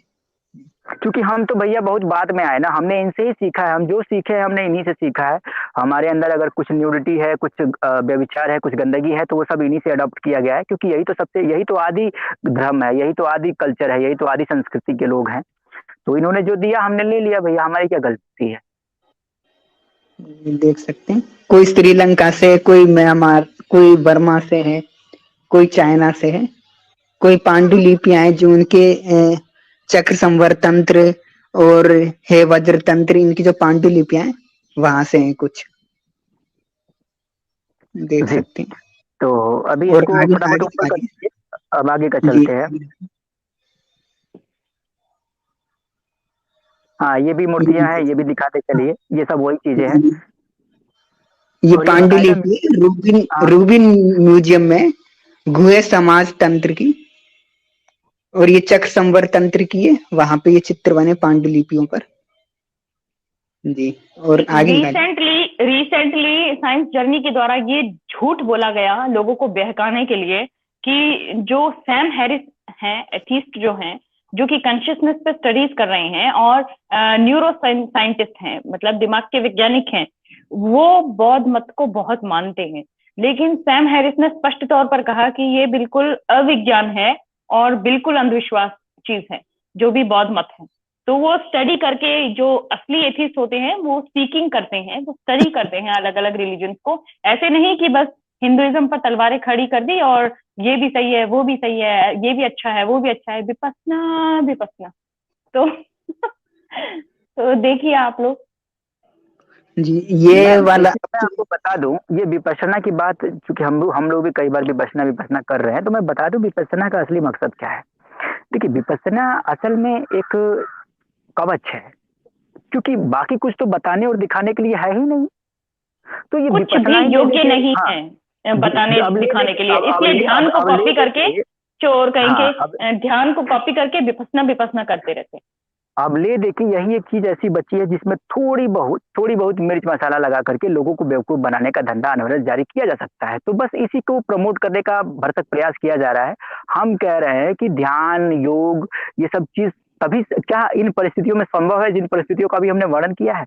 क्या इन परिस्थितियों के होते हुए भी कोई व्यक्ति ध्यान कर सकता है? जिसका एक स्त्री को देखकर शुक्रमोचन हो जाए वो ध्यान लगा सकता है? जिसके सामने जिसका काम यही हो कि भैया हम पानी फेंकेंगे, हम कीचड़ फेंकेंगे, स्त्री पट जाएगी, वो ध्यान लगा सके, उसके लिए भी विपश्यना है? कहीं से भी नहीं। तो केवल जिस जिन किताबों में जो टेक्निकली अगर कहा जाए तो जितना कुछ हमने देखा पॉर्न बुक है, इन पॉर्न बुक्स में क्या अध्यात्म मिल रहा है दुनिया को? क्या इसमें मेडिटेशन मिल रही है? क्या ऐसी चीज मिल रही है? तो बहुत सारे ऐसे मजहब हैं जिनकी पॉर्न बुक्स को, जो बुक्स पॉर्न से और उससे महिलाओं के प्रति घृणा से, ऊंच नीच के भेदभाव से और हिंसा से भरी हुई किताबें हैं। उन किताबों को ये कह दिया जाता है कि बस इसी से मिल रहा है सब कुछ, किसी को इसी से जन्नत मिल रही है, किसी को हेवन मिल रही है, किसी को इन्हीं पॉर्न बुक से और वायलेंट एंड पॉर्न बुक से किसी को जो है विपस्सना मिल रही है। तो ये देख लीजिए आप, विपस्सना एक जो है वो है एक कवर है, कवर फायर देने के लिए, उसको कवर करने के लिए कि जो अंदर चीजें हैं उसको ढकने के अब पर्दा है, और बहुत आकर्षक पर्दा लगाया हुआ है और नकल करके ही बनाया हुआ है, सब नकल करके बनाया हुआ है। हाँ, एक चीज और कहना चाहूंगा, इसको मैं बोल देता हूँ कि अभी आप लोगों ने देखा होगा कि ये लोग एक और टिप्पणी कर देते हैं हमारे राजाओं महाराजाओं पर, काफी तरह के मिथ्या लांछन लगाते हैं कि हिंदुओं के जो राजा महाराजा रहे हैं वो बड़े अय्यास रहे हैं। अभी एक वीडियोज में हमारे फट्टू जरनी भाई साहब राजा दशरथ को बेविचारी दिखाने का प्रयास कर रहे थे, कहते 16,000 रानियां थी उसकी, ऐसे था वैसे था। हालांकि वो अपने बाप की 16,000 रानियों पर, और उनका जो एक जातकों में जो एक है ब्रह्मदत्त, वो कभी मरता ही नहीं है, वो जड़ी बूटी पी के पैदा हो जाता है हर साल, उसकी भी 16,000 रानियां थी, उस पर टिप्पणी नहीं करेंगे। लेकिन दशरथ की 16,000 रानियां थी, पता नहीं कहाँ से निकाल लिए हैं और उसी पर गीत गाते रहते हैं। खैर मान लिया, चलो राजा महाराजा की 16,000 रानियां तो थी, लेकिन इनका एक बड़ा मजेदार राजा था जिसका नाम है बिंबिसार, क्योंकि इनकी जो बुद्धिज्म की पूरी स्टोरी है ना वहीं से शुरू होती है, बिंबिसार से शुरू होती है। वही एक पहला बौद्ध राजा था, वही एक पहला राजा था जो बुद्ध से मिला था, जो बुद्ध के समकालीन भी था। तो उसकी जो मानसिकता थी वो कितना बढ़िया राजा था, उसी का ये चरित्र चित्रण इन्हीं के धर्म ग्रंथों में किया गया है। और ये जो पुस्तक है, इस पुस्तक का नाम है क्या नाम है इसका? मूल सर्वस्तिवाद विनय। मूल सर्वस्तिवाद विनय। हाँ, इसका नाम है मूल सर्वस्तिवाद विनय। और ये जो ग्रंथ है ना, ये हीनयानियों का ग्रंथ है, ना कि महायानियों का। बहुत सारे लोगों का ये भ्रम होता है कि हीनयानी जो ग्रंथ है वो सारे के सारे पाली में है, लेकिन ऐसा नहीं है। हीनयानी ग्रंथ भी संस्कृत में है, और संस्कृत में लिखा गया ये मूल सर्वस्तिवाद विनय ग्रंथ है, और ये है हीनयानियों का। और इसमें जो राजा है बिम्बिसार के बारे में इसमें बताया गया है। तो बिम्बिसार का चरित्र चित्रण कैसे किया गया है, तो कितने बढ़िया राजा थे। तो यहाँ पे लिखा हुआ है कि राजगीर की घटना है कि राजा बिम्बिसार अपने अमात्यों के मुख से भिन्न भिन्न वेश्या का रूप गान सुन रहे थे। देखो भैया, कुछ और बुद्ध के उपदेश नहीं सुन रहे थे, क्या सुन रहे थे? तो कौन सी वेश्या कितनी सुंदर है, कितनी अच्छी है, कितने मतलब बेहतरीन, उसके क्या ही बोलूं, जो भी है, मतलब वेश्याओं के वर्णन सुन रहे थे। गोप अमात्य ने आम्रपाली के लवण्य का वर्णन किया, मतलब किसी ने, उसमें कोई था गोप, अब ये गोप से आप समझ ही सकते हैं, कोई गोप रहा होगा, उसने आम्रपाली की सुंदरता का बखान किया। अब हुआ क्या, इस पर राजा गोप के साथ वैशाली चल दिया। अब देखो, राजा को आम्रपाली की सुंदरता का बखान सुनने ही क्या था, राजा इतना ठरकी था, अब ले निकल लिया कि भैया अब हम जाएंगे, देख के आवेंगे। तो वो चल दिए और लक्ष्य पर पहुंचे। ये इतना बड़ा लक्ष्य था, आम्रपाली तक पहुंचना लक्ष्य है भैया। तो लक्ष्य पर पहुंचे, परंतु जो ही राजा आम्रपाली के गृह में प्रवेश किए, त्यों ही घंटा पूर्वत ही बजने लगा। कोई घंटा लगा था भैया, वो बजने लगा। फिर भी आम्रपाली ने उन्हें पूरे 7 दिन के लिए सर्वथा निश्चिंत बना दिया। मतलब राजा 7 दिन तक वहां रहे आम्रपाली के साथ, ठीक है। दोनों की काम क्रीड़ा शुरू हुई, 7 दिनों तक दोनों की काम क्रीड़ा चलती रही भैया। आम्रपाली को, अब इससे हुआ क्या, आम्रपाली को गर्व रह गया। राजा ने कहा, यदि तुम्हें द्वारिका हुई तो तुम्हारी, और यदि द्वार में तुम्हें पुत्री हुई तो वो तुम ले लेना, और अगर पुत्र हुआ तो हम ले लेंगे। वाह रे, देखो यहाँ पे पता चल गया ना, ये जो लिंग भेद जो होता है, ये लिंग भेद भी इन्हीं से शुरू हुआ था, इनके ही राजाओं के थ्रू, इनके राजाओं के हुआ तो हम रख लेंगे, पुत्री हुई तो तुम पाल लेना। मतलब जब तक रहे उसके यहाँ, आम्रपाली के यहाँ, जब तक वो गर्भवती ना होगी वो। अब आप सोचिए मैम, अच्छा एक और है, पुत्री को तू इसलिए रख ले और बाद में इससे धंधा करा। हाँ, मतलब राजा अपनी ही, उसी से पैदा हुई थी ना पुत्री, तो कम से कम अपनी ही जनी पुत्री के साथ भी ये राजा इतना निर्दयी है, क्रूर है, घटिया है। ये कह रहा है कि अगर पुत्री हो गई तो तू रख लियो, फिर उससे फिर वही वैश्यावृत्ति चलेगी, लेकिन अगर पुत्र हो गया तो हमको दे दियो, हम उसको अपना नौकर चाकर बना के रखेंगे, जो भी इसकी मनसा रही हो। तो इतना घटिया राजा था। मैं कुछ ऐड करना चाहती हूँ। सुनील दत्त और वैजयंती माला, एक सेकंड बोले, सुनील दत्त और वैजयंती माला की पिक्चर किया क्या था नटराज जी, इसने पुत्र के साथ क्या किया था? किया गया है इन लोगों को। अरे एक एक करके बोलिए ना। हाँ, तो मैं बता रही थी, सुनील दत्त और आम्रपाली, सुनील दत्त और वैजयंती माला, पुराने जमाने में पिक्चर आई है सुनील दत्त और वैजयंती माला की, आम्रपाली। तो मैं कह रही हूँ कि जिनको महिमा मंडित करने की कोई वजह नहीं है, कुछ ऐसा महान नहीं है, तो और बाकी राजाओं को, जो हिंदू राजाओं को कभी भी, किसी भी एक भी हिंदू राजा पर या रानी पर फिल्म नहीं बनी है। एक हिंदू रानी पर फिल्म अभी बनी, जो कंगना जी ने बनाई थी, जो है झांसी की रानी पर, उसको राष्ट्रीय पुरस्कार भी मिल गया है। लेकिन देख लीजिए, कोई भी हिंदू राजा या रानी पर पिक्चरें नहीं बनी। आम्रपाली पर कहाँ जो पिक्चर बनती है, सुनील दत्त की और जो है वैजयंती माला की, आप देख लीजिए, उस पिक्चर के गाने अभी भी यूट्यूब पर मौजूद हैं। तो ये क्या है, मतलब कि हमेशा हमारे राजाओं को, हमारे सम्राटों को इग्नोर करना, और या तो कोई रजिया सुल्तान या आम्रपाली या जो है अशोका दी ग्रेट, इस तरह की फिल्में बनाना, और इसके पीछे क्या वजह है? अकबर, मुगले आजम में अकबर को ही ग्रेट बताने के लिए। तो ये इस चीज को समझने की कोशिश कीजिए कि हिंदुइज्म को हमेशा अवॉइड करना हर हाल में, तो ये चीजें हो रही हैं। नहीं तो ये लोग अवॉइड तो करेंगे ना, ये लोग तो अवॉइड करेंगे ना। अब बताइए, जिनकी ऐसी हरकतें थी, जो इतने बड़े लिंग भेदी हुआ करते थे कि वेश्या से, एक तो वेश्या के साथ इतना रमण किया कि उसको गर्भ रह गया, तो वहां भी तय कर लेता है कि अच्छा देखो, मैं यही पूछ रहा हूँ, हो गया तो हो गया। पुत्र के साथ क्या किया था इसने? अब पता नहीं क्या किया था, वो कोई जीवक बना था, पूछ रहा हूँ मैं। अपना लिया था, वो ऐसे ही छोटा मोटा जो होता है ना, क्या बोलते हैं, राजकुमार राजा वाजा बनाया था कि नौकर बनाया हाँ था? मतलब राजाओं के वो होते हैं ना, सामंत वगैरह, सामंत राजा ऐसे ही बना दिया था। और एक और पुत्र हुआ था, एक और कांड हुआ था कि जो उससे जो बेटा हुआ था वो जीवक वेद हुआ था, वो बुद्ध का वेद बना था, एक और बेटा। हाँ वो आगे आएगा। वो अभी आगे हम करते हैं। मतलब जीवक वेद नाजायज औलाद था? जी जी बिल्कुल, वो बिंदुसार का नाजायज औलाद था, इसमें कोई दो संदेह की बात नहीं है। हाँ आगे करिए। वो हम नहीं कह रहे हैं, इनके ग्रंथ कह रहे हैं, हम नहीं कह रहे हैं, ग्रंथ कह रहे हैं। चलिए आगे करिए। तो एक नगर वधू को, आम्रपाली को कितना ज्यादा महिमा मंडित करने के लिए पिक्चर ही बना देता है बॉलीवुड। तो बॉलीवुड को केवल हिंदू राजाओं से, हिंदू सम्राटों से, हिंदू रानियों से नफरत है। अब इसको देखिए, थोड़ा सा और कम कर दीजिएगा, मिनिमाइज कर दीजिए।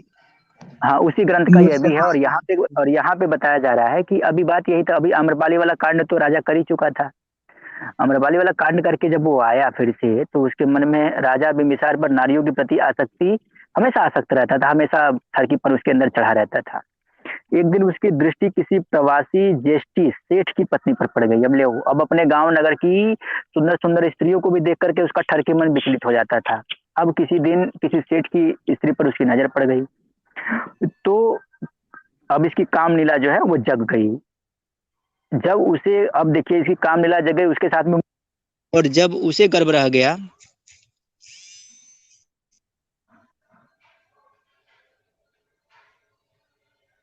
हेलो, कुशवा जी की आवाज चली गई। तो ये क्या था, जो राजा बिंबिसार थे, जब आम्रपाली वाला जो कांड हुआ था उसके बाद फिर ये क्या, एक बार नगर में टहलने गए, तो वहां ये क्या, एक सेठ था, उसकी पत्नी पर इनकी नजर पड़ गई थी। फिर ये उसके पास गए और उसको अपने बारे में बताया, और इनके साथ वही वो जो कांड था वो किया। और वो जो महिला थी, सेठ की पत्नी, वो भी गर्भवती हो गई। तो उसे भी जैसे वो बात कही थी ना आम्रपाली से कि लड़की होगी तो मेरी, और लड़का होगा, नहीं लड़की होगी तो तुम रख लेना, और लड़का होगा तो मुझे दे देना।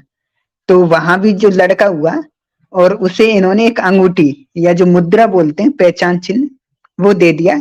और बाद में जाके यही लड़का जीवक वेद नाम से प्रसिद्ध हुआ था।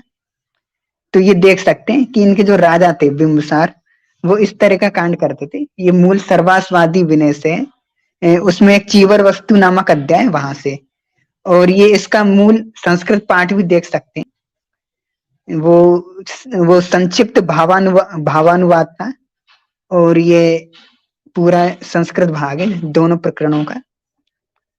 तो जिसे संस्कृत से पढ़ना हो तो वो संस्कृत से भी पढ़ सकता है, और हिंदी पढ़ना हो तो हिंदी से भी। अब आगे बढ़ जाइए जी। ये इसको छोड़िए, ये एक नाटक का प्रकरण है। इसमें 7वीं शुद्रक के द्वारा लिखा गया नाटक है।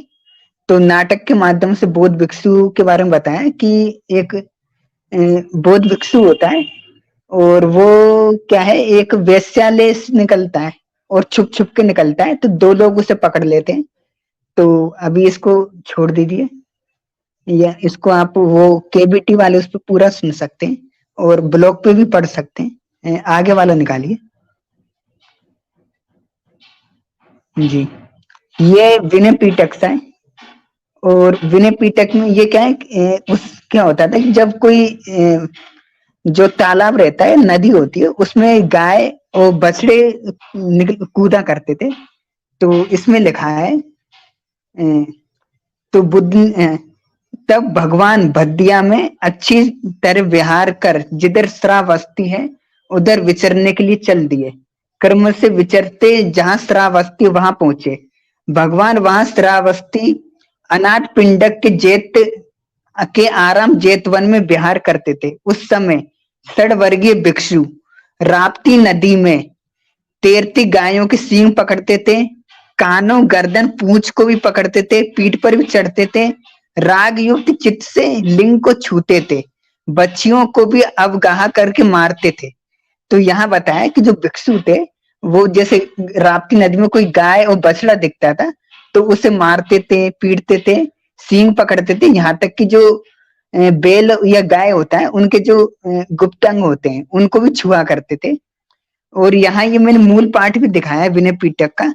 तो यहाँ लिखा है रक्त चित्तापी अंग जात छुपंती, यानी जो अंग होते हैं गुप्त अंग जैसे गाय के होते या बैल के होते हैं तो उन्हें राग युक्त यानी काम वासना ठरक से छुआ करते थे, उसको पकड़ा करते थे। तो इस तरह की हरकतें ये किया करते थे। बाद में बुद्ध ने उन्हें डांटा भी, लेकिन आप देखिए कि भिक्षु लोग किस तरह की हरकतें करते थे कि गाय और बछड़े इनको भी नहीं छोड़ा जा रहा है। अब आगे आइए।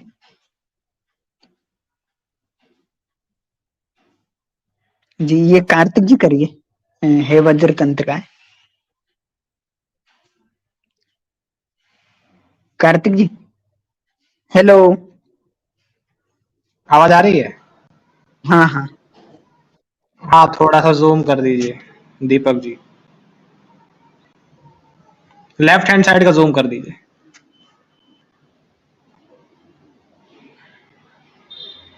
Left left. ये क्या है? ये हे वज्र तंत्र है और वज्रयान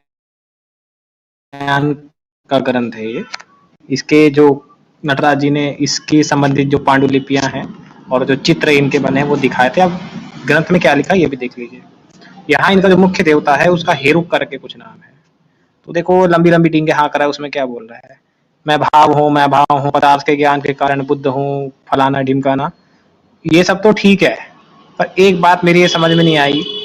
जैसे मैं वैसे ही हूँ लोक के लिए जैसे अंधकार में दीप हुआ करता है, 32 लक्षणों से युक्त शास्ता हूँ, 80 व्यंजनों से युक्त मैं ही हूँ, स्त्रियों के भगों में वीर्य के रूप में मैं ही बसता हूँ। हाँ, उस शुक्र बीज के बिना सुख संभव नहीं होता, सुख के बिना यह भी संभव नहीं। मैं पूछ रहा हूँ ये स्त्रियों के भग और वीर की यहाँ तुलना करने का क्या मतलब, मेरी ये समझ में नहीं आता। इस प्रकार की नंबर 1 की अश्लीलता और बेहुदा और घटिया साधना इस ग्रंथ में लिखी हुई है। थोड़ा ये 44 नंबर वाला जो दिख रहा है वो थोड़ा दिखाइए।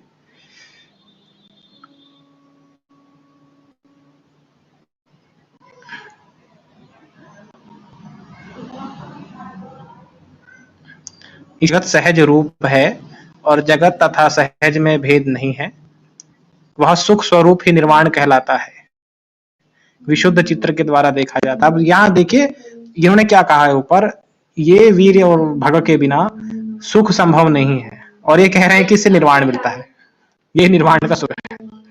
जी राइट हैंड साइड दिखा दीजिए।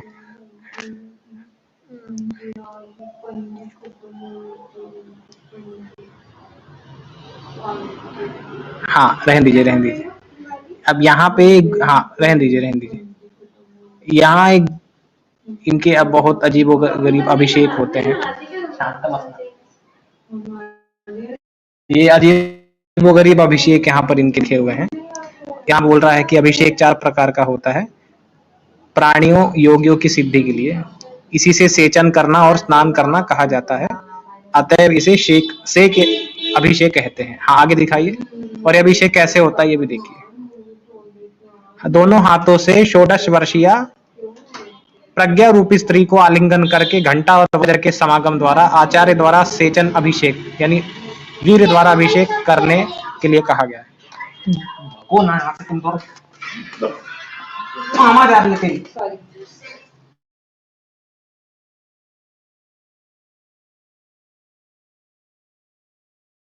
ये यहाँ बता रहे हैं कि जो 16 वर्षीय लड़की है उसको जो होता है स्पम, उससे तिलक करे आचार्य माथे पर। तो ये देखिए, फिर वो लड़की की पहचान बताइए, अच्छे सुंदर मुखमंडल वाली हो, विशाल नेत्रों वाली हो, रूप और यौवन से मंडित हो, प्रज्ञा स्त्री के ज्येष्ठ और अनामिका उंगलियों के द्वारा शिष्य के मुखों में अभिषेक करें। फिर वो लड़कियों की उंगलियों से शिष्य के मुख में अभिषेक करवाएं। तो ये देखिए क्या कर रखा है ये। कार्तिक जी शायद कार्तिक जी हाँ तो आगे निकालिए। अब ये भी मंत्र तंत्र वाला पाखंड है, और निकालिए। असली साधना है, हाँ थोड़ा और निकालिए।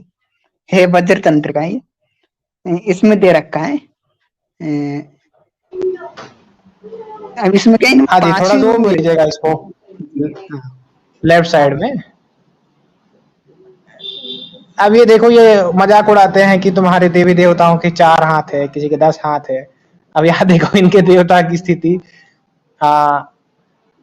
इनके चित्त वज्र के बीच में मंडलेश्वर होकर उदित हुए हैं। 16 हाथ है, 8 मुंह है, 4 पैर है, पता नहीं चलते कैसे होंगे।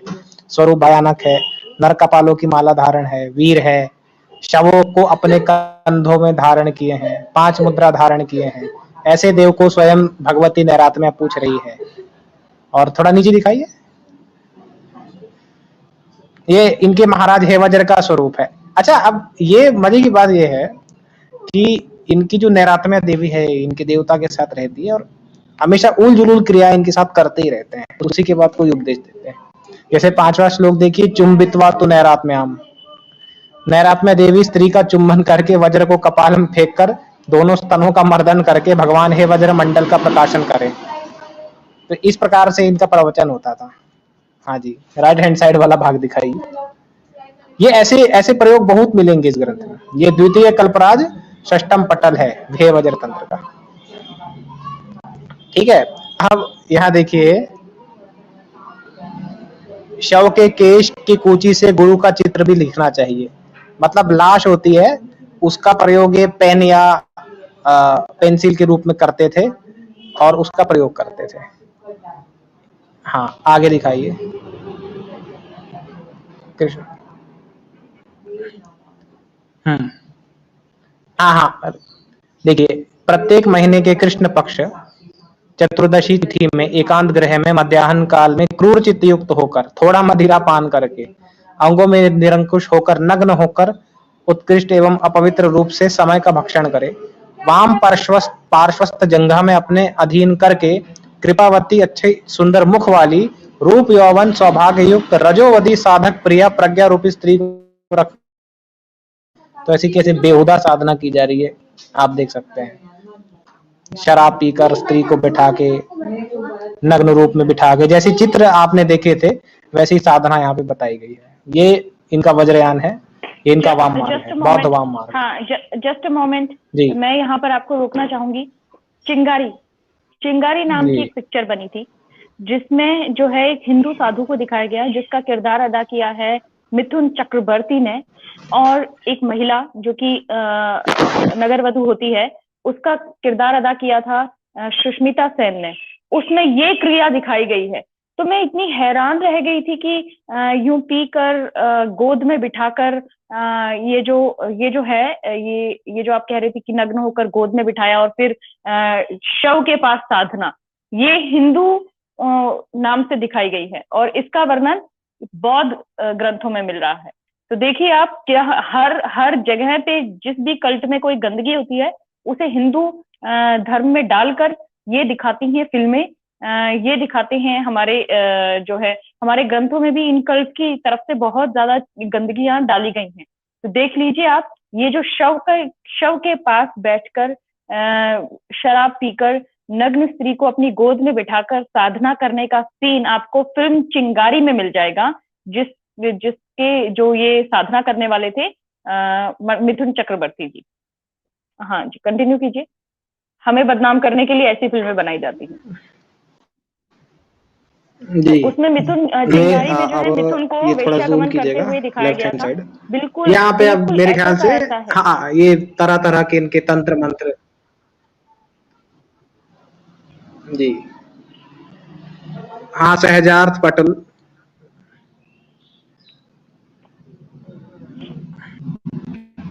क्या बात है, दिख नहीं रहा। हाँ, ये देखिए यहाँ पे। अब यहाँ मैंने आपको जैसे कि बताया, रहने दीजिए जो हिंदी भाग है।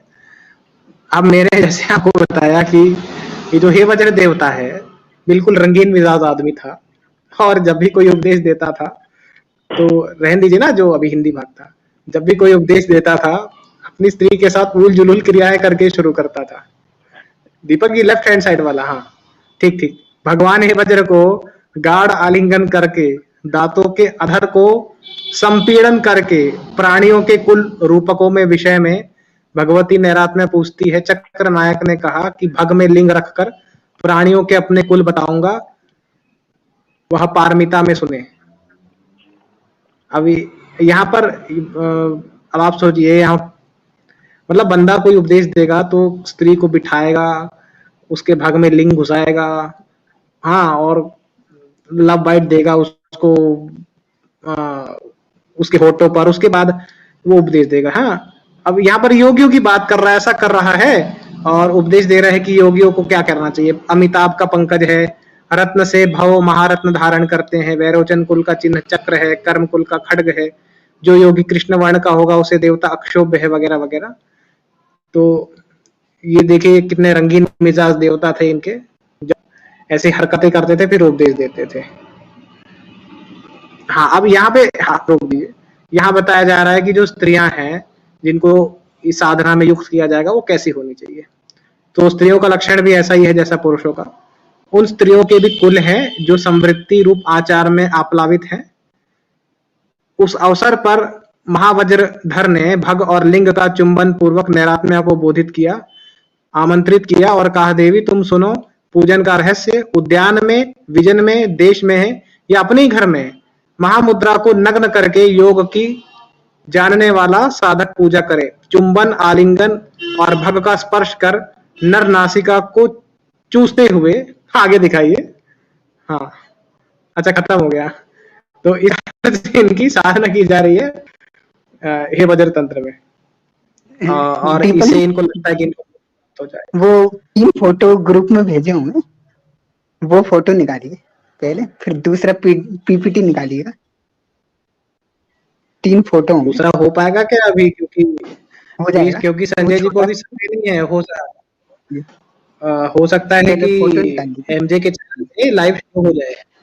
जी, वो फोटो निकालिए, 3 फोटो थे जो पहले ग्रुप में होंगे, मैं आपको भेज देता हूँ पर्सनली। तो देखा आपने मोनिका जी, कुशवाहा जी और नटराज जी ने अच्छे से समझाया कि इनके बौद्ध संघ में शौचालय में गर्भपात करना और नकली लिंग बनाना और कीचड़ उछाल के लड़कियां पटाना, लड़के पटाना, फिर कन्याओं को छेड़ना।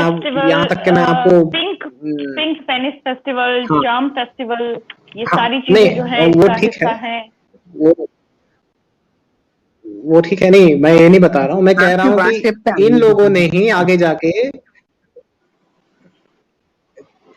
है जी, हाँ, मैं कह रहा हूँ इन लोगों ने ही आगे जाकर के ये जो हरकतें बौद्ध संघ में शुरू हुई, बुद्ध के टाइम में शुरू हुई ऐसी हरकतें, मतलब जानवरों को भी नहीं छोड़ते, उनका लिंग भग छूते हैं, उनको छेड़ते हैं। इसलिए बुद्ध ने नियम बनाए कि ये सारी चीजें नहीं होगी, पशु को नहीं छेड़ेंगे, लड़कियों को नहीं छेड़ना, हाँ, गर्भपात नहीं करना, शौचालय बंद कर दिया गर्भपात के कारण। और उसके बाद ये कल्ट बन गया, वाम मार्ग में उदय हो गया बौद्धों में, और उसमें हे वज्र तंत्र और चंड महारोशन तंत्र, ऐसे तांत्रिक ग्रंथ लिखे, साधनाएं की गई और उसको पूरी तरीके से बुद्ध का लेबल दे दिया गया। में इनका पतन शुरू हो गया था और आते आते वज्रयानी बन गए, और इसलिए लोगों ने, आम जनता ने इस बेहुदा घटिया मत को अस्वीकार कर दिया। मिल गए दीपक जी, कि भारतीय संस्कृति ऐसी चीजों को स्वीकार नहीं किया जाता। तो वो तो जो लोग कहते हैं, एक झूठ बोला जाता है, बार बार लगातार बोला जाता है, वो झूठ ये है कि हिंदुओं ने बुद्धिज्म को खत्म किया, जबकि जो है अफगानिस्तान में बुद्धिज्म खत्म हुआ इस्लाम के आने के पश्चात। और ये हरकतें हैं, ये मत है, ये तंत्र साधना है, ये जो चीजें हैं जो आज बताई गई हैं, आप खुद देखिए। जहाँ पर युगांधर जी ने पीपीटी बना लिया 3 फोटों का, वो शेयर कर दीजिए। जहाँ अध्यात्म होगा वहां पर इस तरह का अश्लील और इस तरह का मिसोजिनिस्ट और इस तरह का जातिगत भेदभाव से आधारित मत कैसे स्वीकार होगा। तो ये जितनी भी 45-46 कंट्रीज हैं, यहाँ पर कहा जाता है कि उन जैसा बन जाओ, किन जैसा बन जाओ, थाईलैंड बना दे पूरे इंडिया को, मूल निवासी। तो ये है मूल निवासी। आप देखिए कि ये बाहर भारत में लोग अभी इसलिए खड़े हो गए क्योंकि अंबेडकर जी ने स्वीकार कर लिया था भोलानाथ को, नहीं तो मुझे नहीं लगता इन लोगों की ज्यादा जनसंख्या होती। जैनों जैसी हालत होती है। हाँ, एक और मैं बात आपको यहाँ कहना चाहूंगी कि बहुत सारे लोगों को लगता है कि केवल एथनिक क्लींजिंग, यानी कि मजहब, मत, पंथ, संप्रदाय, धर्म के आधार पर केवल इस्लाम ने ही जो है एथनिक क्लींजिंग की है, क्रिश्चियनिटी ने एथनिक क्लींजिंग की है, ये सत्य नहीं है। एथनिक क्लींजिंग, लोगों को नरसंहार करके वहां से भगाना, पलायन के लिए मजबूर करना, ये जो चीजें हैं भूटान में हुई हैं हिंदुओं के साथ 1990s में, 1990 में वही हुआ जो कि कश्मीर के हिंदुओं के साथ भारत में हुआ था।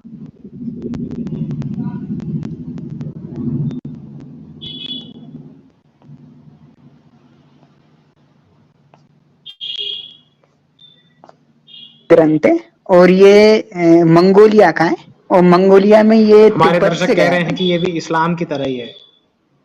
ये मंगोलिया में तिब्बत से गया था, और इसका इंग्लिश ट्रांसलेशन किया है स्टेनले फेरे। और इसका नाम दिखाइए, एक मिनट, इंग्लिश में इसका नाम क्या है? Sutra of wise and the foolish. तो ये जैसे जातक कथा है ना, उसी तरह से ये ग्रंथ, इसमें बुद्ध के पूर्व जन्मों के बारे में, और बुद्ध ने जो मोनिका जी एक ब्लैक फायर ने कमेंट किया है कि ये आश्रम 3 की स्क्रिप्ट है, ये तो हम सुना रहे हैं।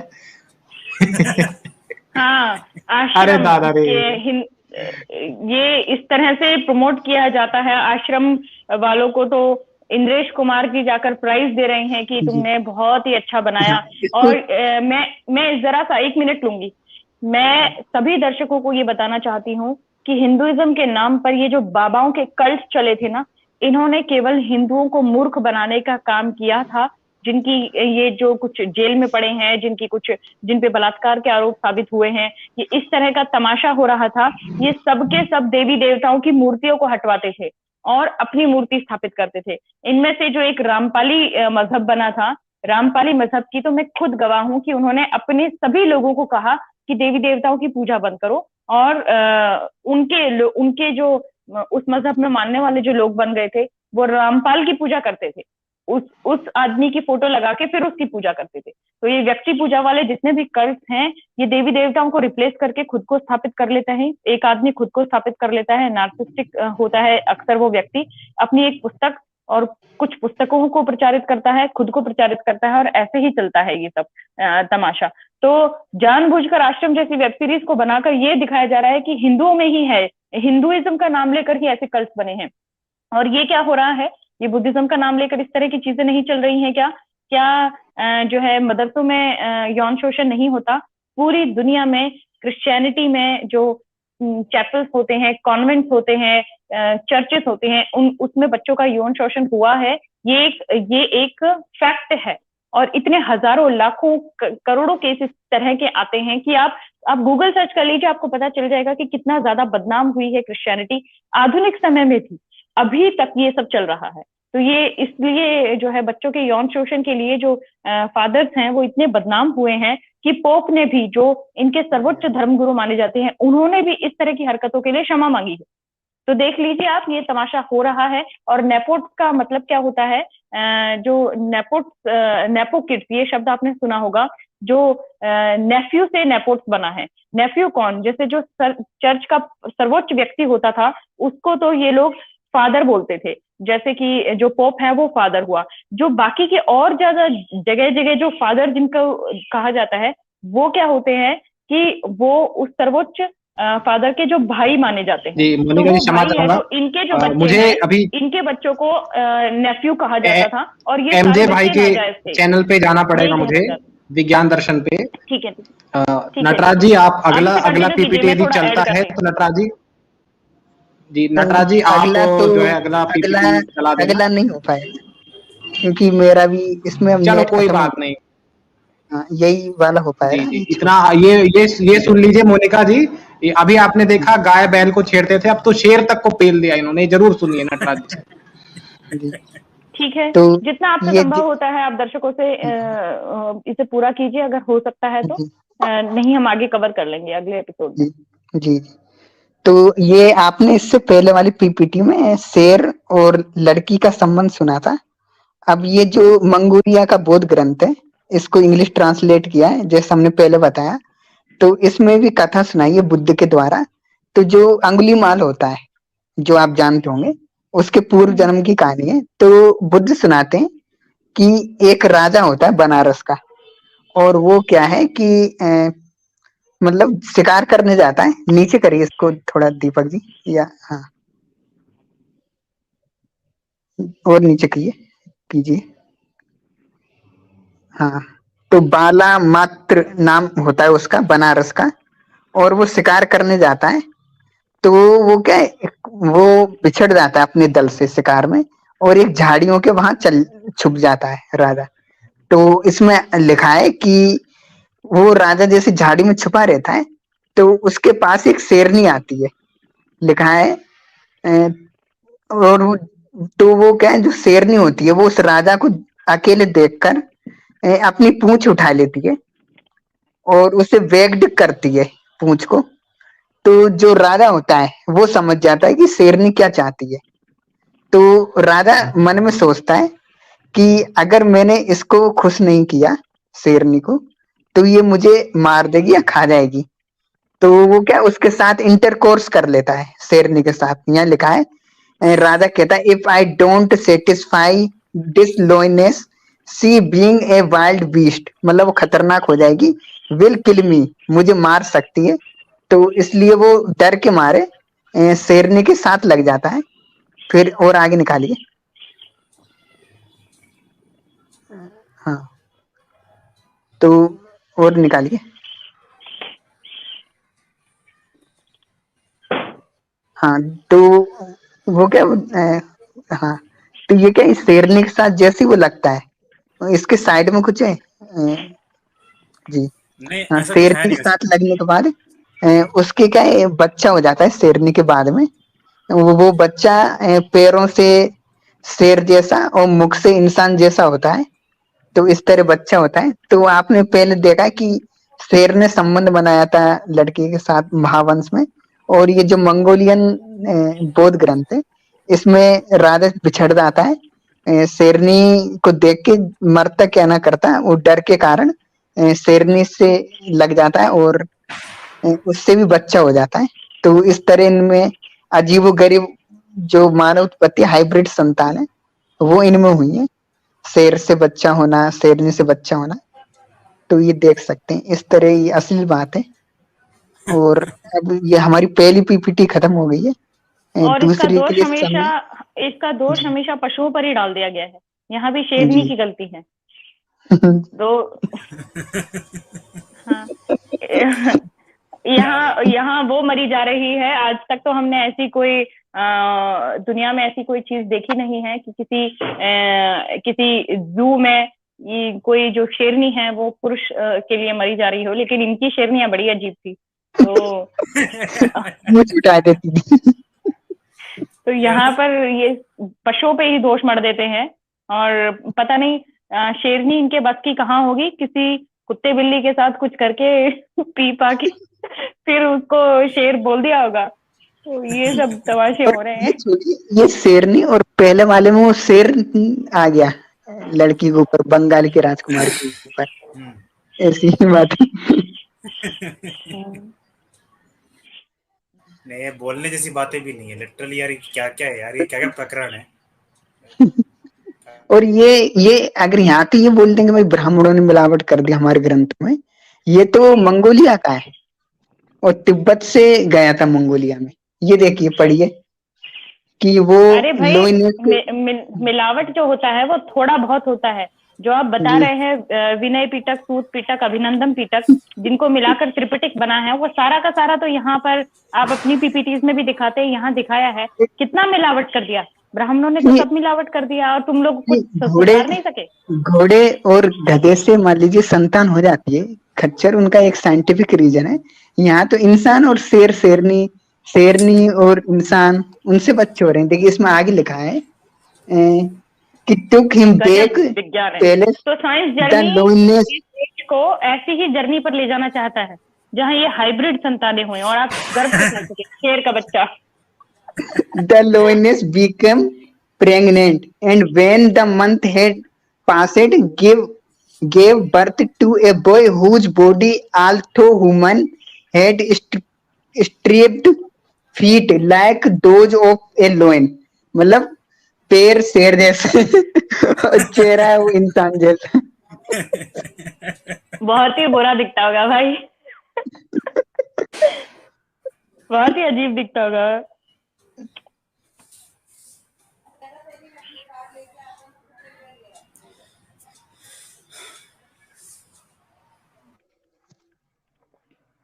यहाँ कह रहे हैं टेक पारा कि आप मटेरियल या पीडीएफ शेयर कर सकते हैं, कर देंगे।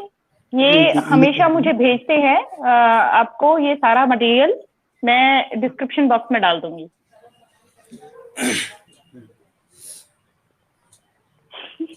नाइले का कमेंट आया है, शेरनी साइंस जर्नी के मोहल्ले की है।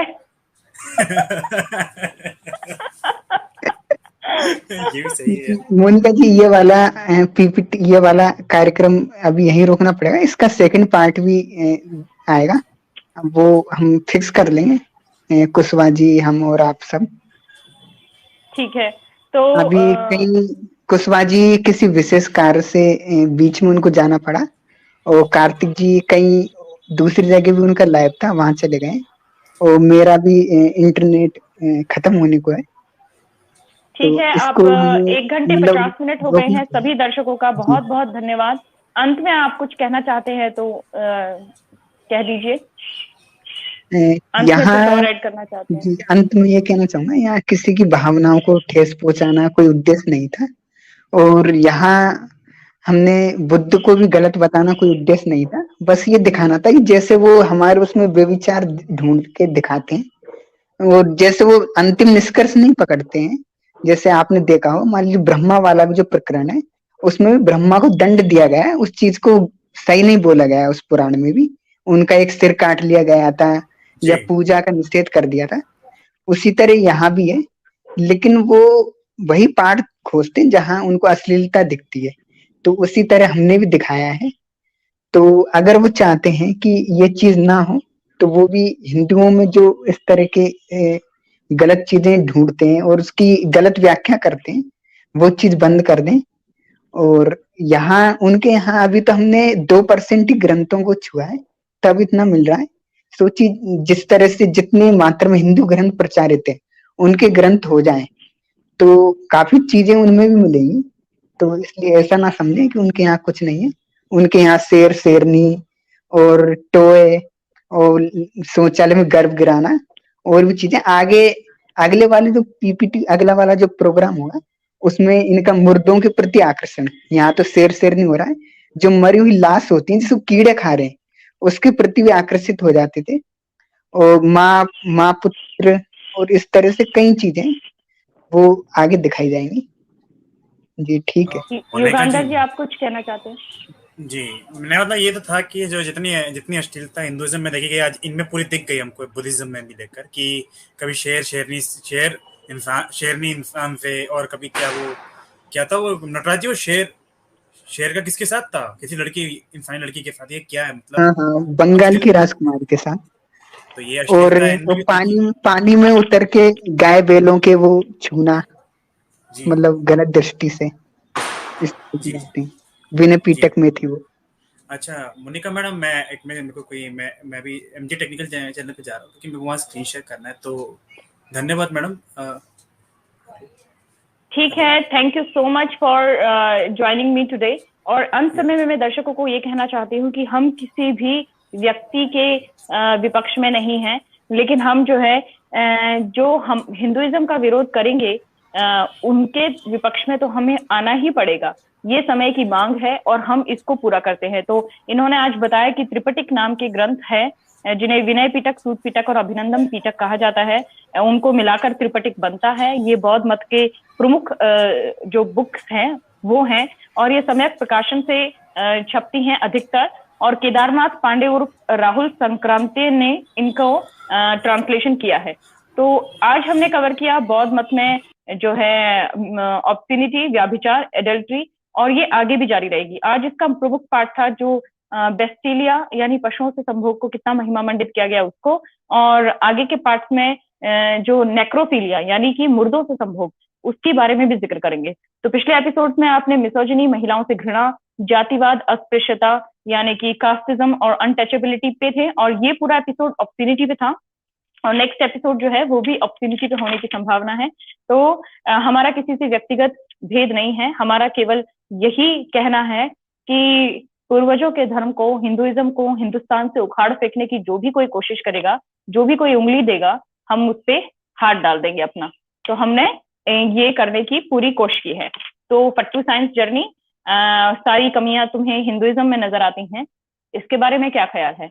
महलीज सरकारी, गालीबाज मक्कारी, अगर तुमको हिंदुइज्म में जो है हमारे जो मंदिर हैं, तुमको उन मंदिरों को देखकर किसी महिला ने इजाद किया होगा या किसी महिला ने ये बनाया होगा, ये याद आते हैं, तो बौद्ध स्तूप के बारे में और पिंक पेनिस फेस्टिवल, चाम फेस्टिवल, इनके बारे में क्या कहना है? और ये जो हाइब्रिड संतानें हो रही हैं, ये कौन सा विज्ञान है जिसमें शेर के साथ और शेरनी के साथ प्रमुख किया जा रहा है?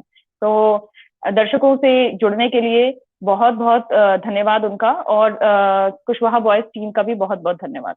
शुभ रात्रि। जी ठीक।